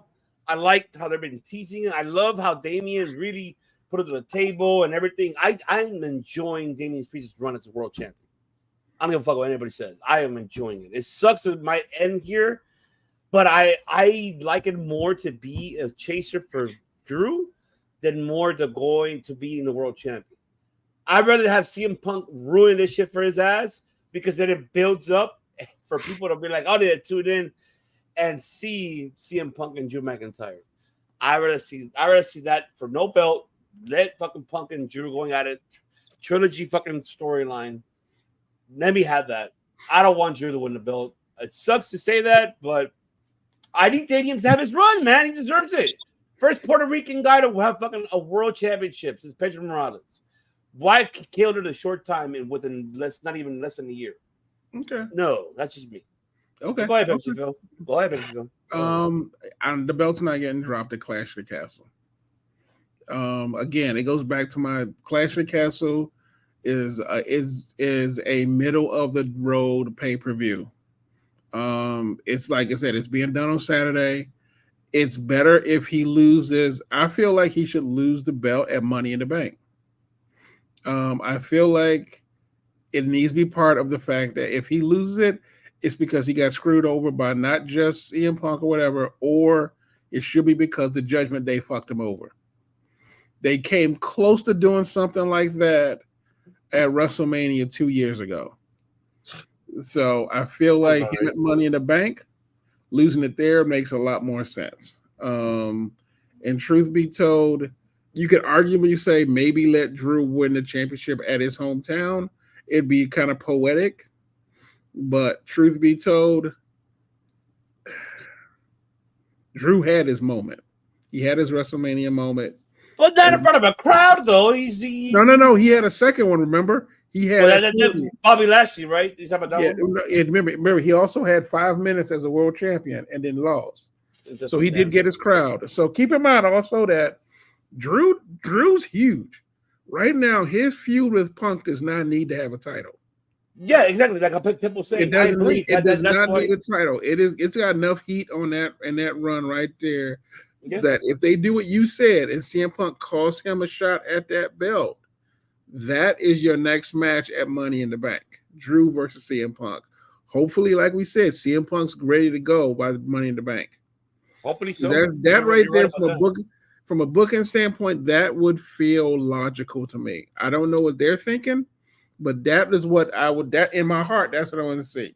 You know what? Just to add what you're saying, though, I feel like the start of that. Besides that, the karma should be Drew McIntyre costing CM Punk for the qualification for the Money in the Bank.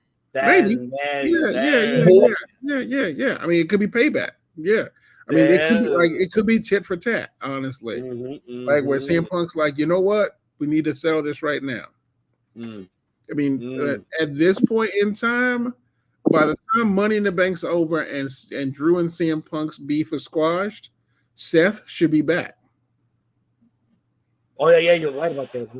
Seth will be back because he's already in the gym training. Yeah, it's just because he's a sociopath. But yeah. But yeah, he's already training. So Money in the Bank, like I said, SummerSlam's looking really good for a Punk versus Seth Rollins night. So we never know. But that's how I'm envisioning it personally.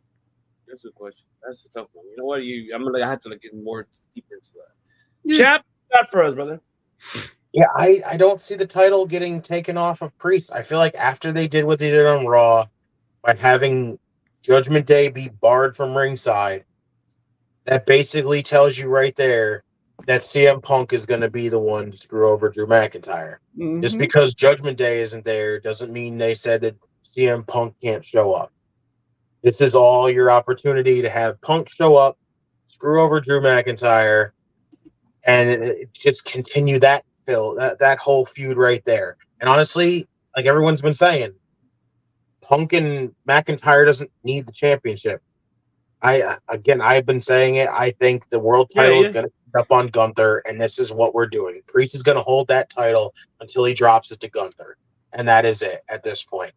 Like Drew and CM Punk more than likely is going all the way to SummerSlam, and that's a big thing for SummerSlam. That show's going to get stacked, and having that long feud that's been going on right now and the story that's been going on with them culminate in a match at SummerSlam, that's huge for that.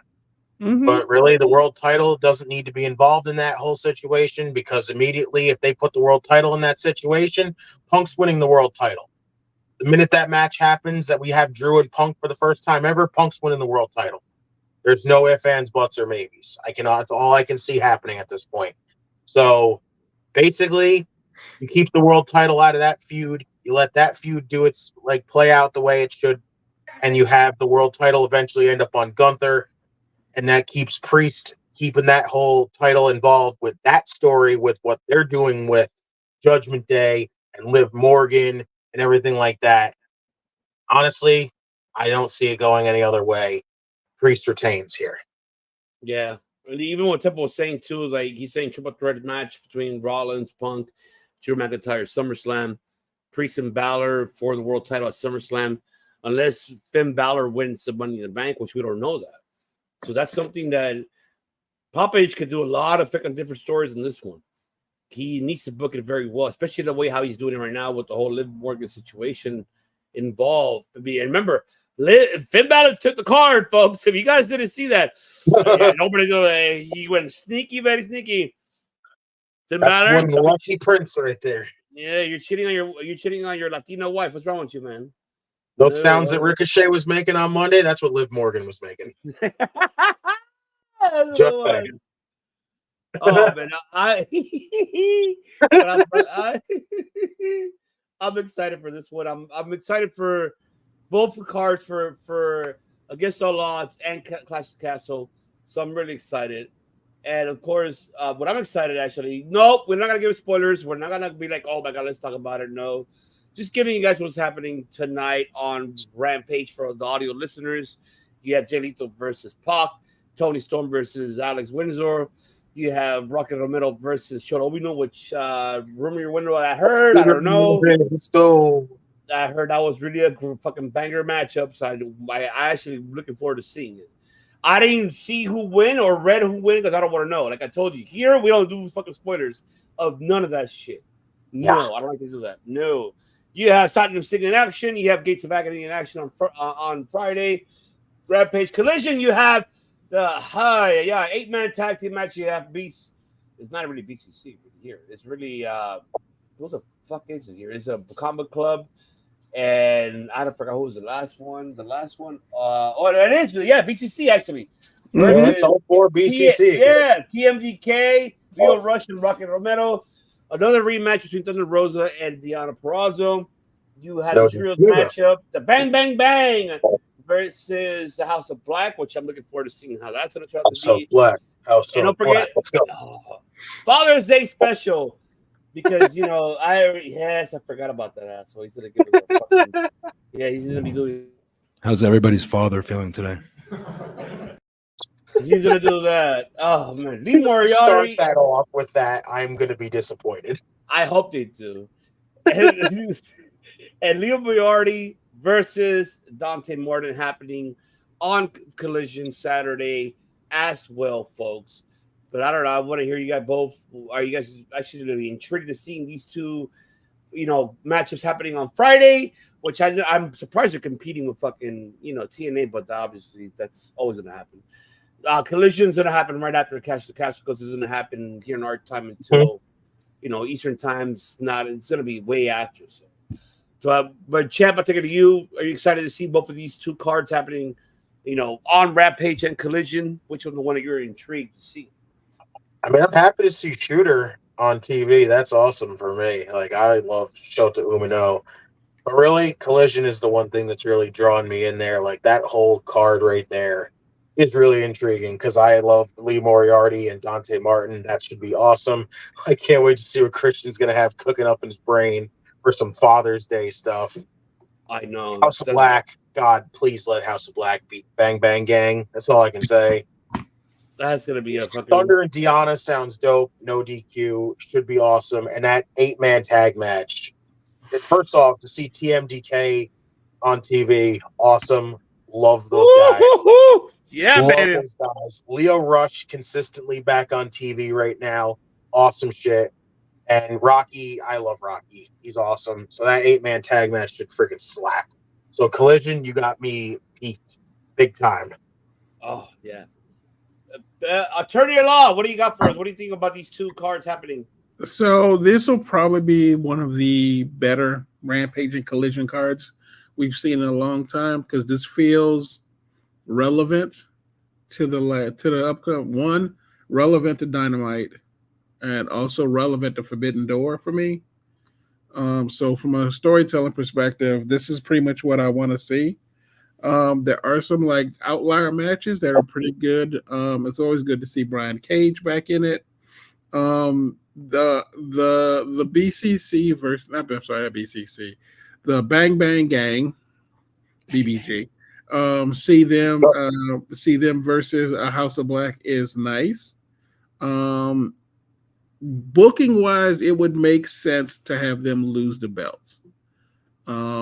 Because basically you have the thing where like they've been bequeathed, and the good thing is that Switchblade's not on it. So if he's on vacation now that he's on vacation. That basically means they're using the Freebirds rule, so they're using that exactly. So if they lose, if they lose, he doesn't take an L for this one. He doesn't take the L for this. Mm-hmm. it's Juice Robinson who loses it for him instead. And I don't know how they're going to deal with that, but basically at that point, the run that Jay has been pretty much building back up again is going strong but he comes back going vacation, going, what the fuck?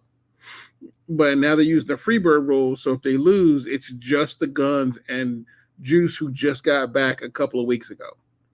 So I am excited about that one, and I'm excited to see if they let House of Black finally get their trios title. I don't even know if it's for the belt. I think it was assuming that it's only just a regular match. I think they said. I think on Dynamite they said it was for the belts.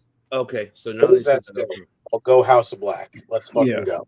Yeah, might as well give him the fucking belts. Might as well. Plus, when Jay White comes back, the only thing Jay White should be doing is entering the Owen. That's it. Oh yeah, I agree. Exactly. Yeah, that's. I am with you on that. And then right here, that simple saying, which I really forgot to pay attention to that too myself, was that the Lee Moriarty and Dante is the one that gets the last spot. Is the last spot? Is it 6 people on that ladder match, or is it 5? Temple, I've already still got fucking enough PTSD from that goddamn injury. Don't bring it up. That shit was horrible. I didn't that like was that. Horrendous to watch that night. Oh my God, I know. It was. But man, there you have it, folks. We are done for this evening, for this afternoon, for morning time. People are listening on the audio platforms in the morning time.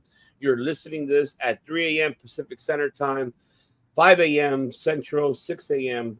Eastern for your Friday to start with us, your day of the morning on Friday to heading to everywhere else. But we appreciate you all for tuning in and joining us here this fantastic evening on YouTube. And if you're new to this channel and on Twitch as well, subscribe to us, follow us here. We got a lot of things happening now. It's a new season of COD because we got 2 incredible hosts here with me, Mi Familia here, because, obviously right now with a lot of things happening in this channel, there's a lot of things happening that has been tremendous, stupendous, monumental has been, because we got the attorney at law that Wonderful. He does fit us all day. That's what he does. But if you're new, subscribe and follow us. You will get a lot of things happening here. A lot of new concepts is going to be happening coming this season. We're just getting to the summer before we do. We will be having a lot of things new happening here, which we know we do our Mondays watch along Raw, and we're praying to have Tuesdays watch alongs here for NXT. That'll be the one who will be in charge of that will be the man right here, the champ himself, the Redeemer, who will lead us down to NXT.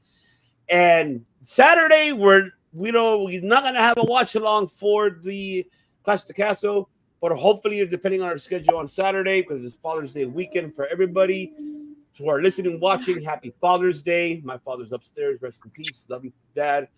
But other than that, if we're not busy, we may do a recap for these events on Saturday, so stay tuned for that. Follow us on social media. We'll see depending on our schedule.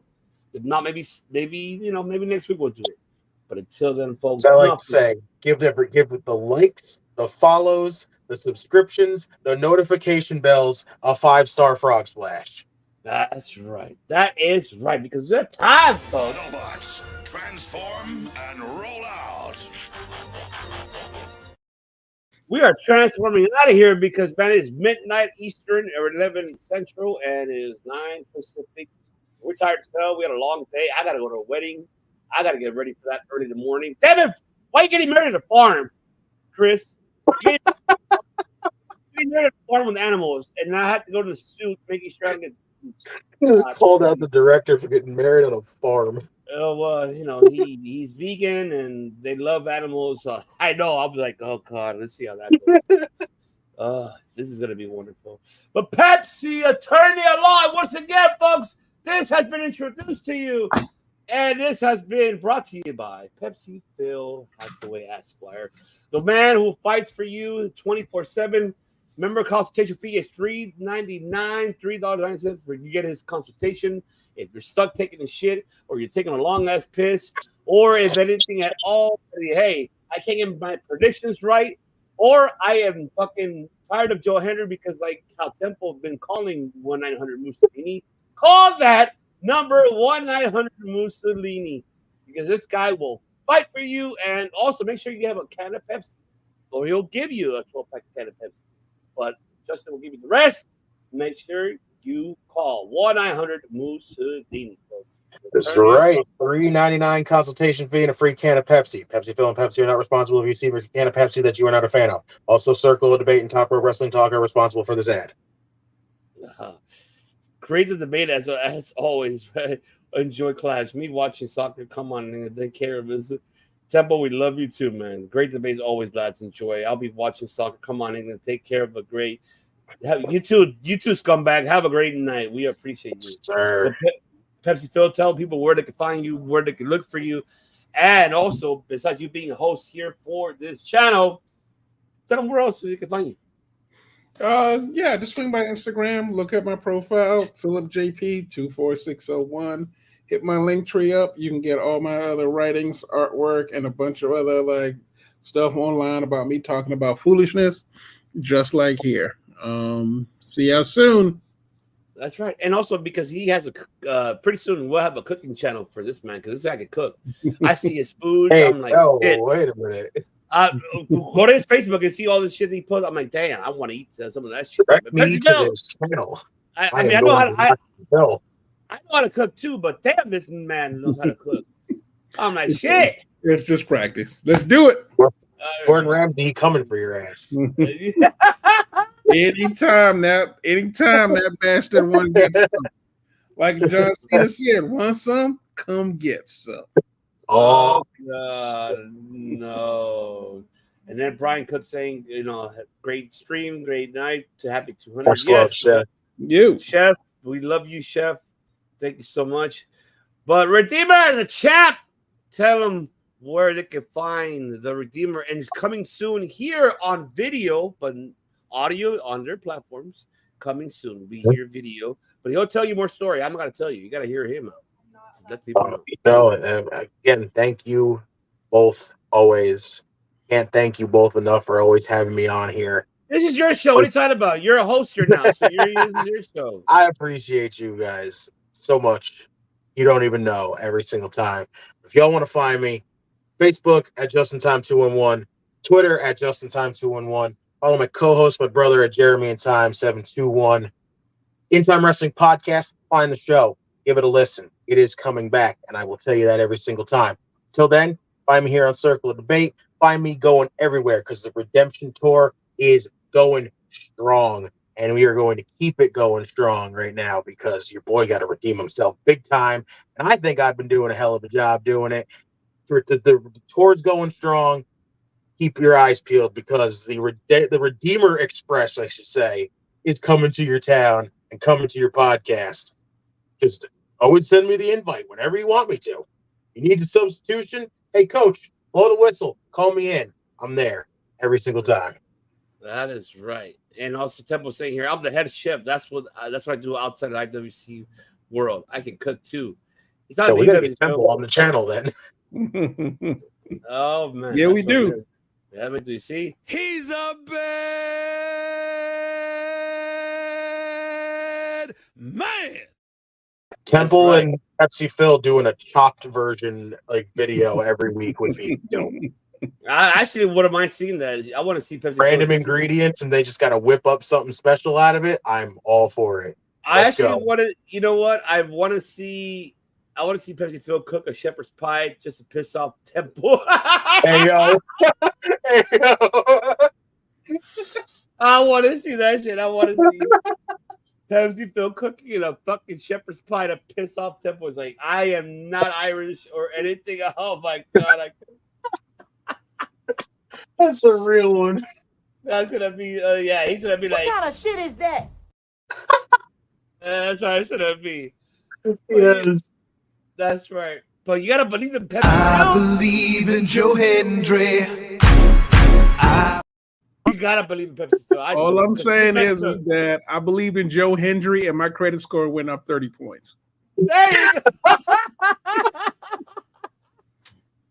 You already know, folks. I love it. You already know, folks. So you can find us here. We'll be back here. Actually, next Friday we'll be back here, but maybe Saturday But the episode 201, you can find us next Friday. We'll be here.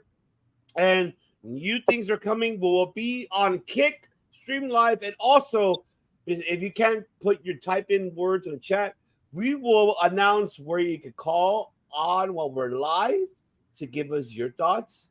So stay tuned for that phone number. Yes, it's happening, folks. We're getting live callers coming next week. So that's going to be interesting to see. So chocolate Temple has something for you, Pepsi Phil. He said chocolate Pepsi cake. I think Phil's best. It will be best seller. Well, this man makes a cake shaped like the Pepsi logo. Look, you see, like he's like, I'm not eating that shit. Well, you gotta try Pepsi Phil's food, man. I haven't tried it yet, but I want to because man, he got some shit going. He does, man. See, if not, Pepsi, you know what? Temple is for you, right? ¡Eh, cabrón! ¡Chinga tu madre! You gotta be careful, cabron. You gotta be careful. Yes. But until then, folks, we're out of here. Enjoy the rest of your weekend and happy Father's Day for everyone around the world. Enjoy, even if you're a pet father, even if you're a real father, or even a stepfather, doesn't matter. Happy Father's Day to all the males, even to the females as well that are listening, watching. Because if you do double duty, I commend you, and I commend you all women. Keep doing it strong for being a mother and a father. We cheers to you very much. And as a pet mother as well. Enjoy it. Enjoy Rampage tomorrow. Enjoy Against All Odds. And enjoy Clash of the Castle. Hopefully we'll be here Saturday for you guys. Until then, besides this man, the attorney of law, giving me the attorney, and also being the chef as well. And also being the host right here as well. And also being the prediction champion. And being redeeming the whole world to y'all, because it's game over when he's here with y'all. We don't just do none of that and music and getting married and, you know, being father and mother, anything. We don't just do none of that, folks. And like Temple says here too, my credit score must be -1%. He's saying Pepsi Phil to you. -1. -1. Oh my God, he is -1. We don't just do all of that, folks. We make fucking history. Good night, everybody. Enjoy your professional wrestling weekend. Until then, we out, baby. So, I'll see you guys later. Damn it, Dom. You're moving shit too much around, and I'm looking for an exit out here. Good night, everybody. Peace. Must bid you adieu, a goodbye, mwah, and good night. Bang! Yes!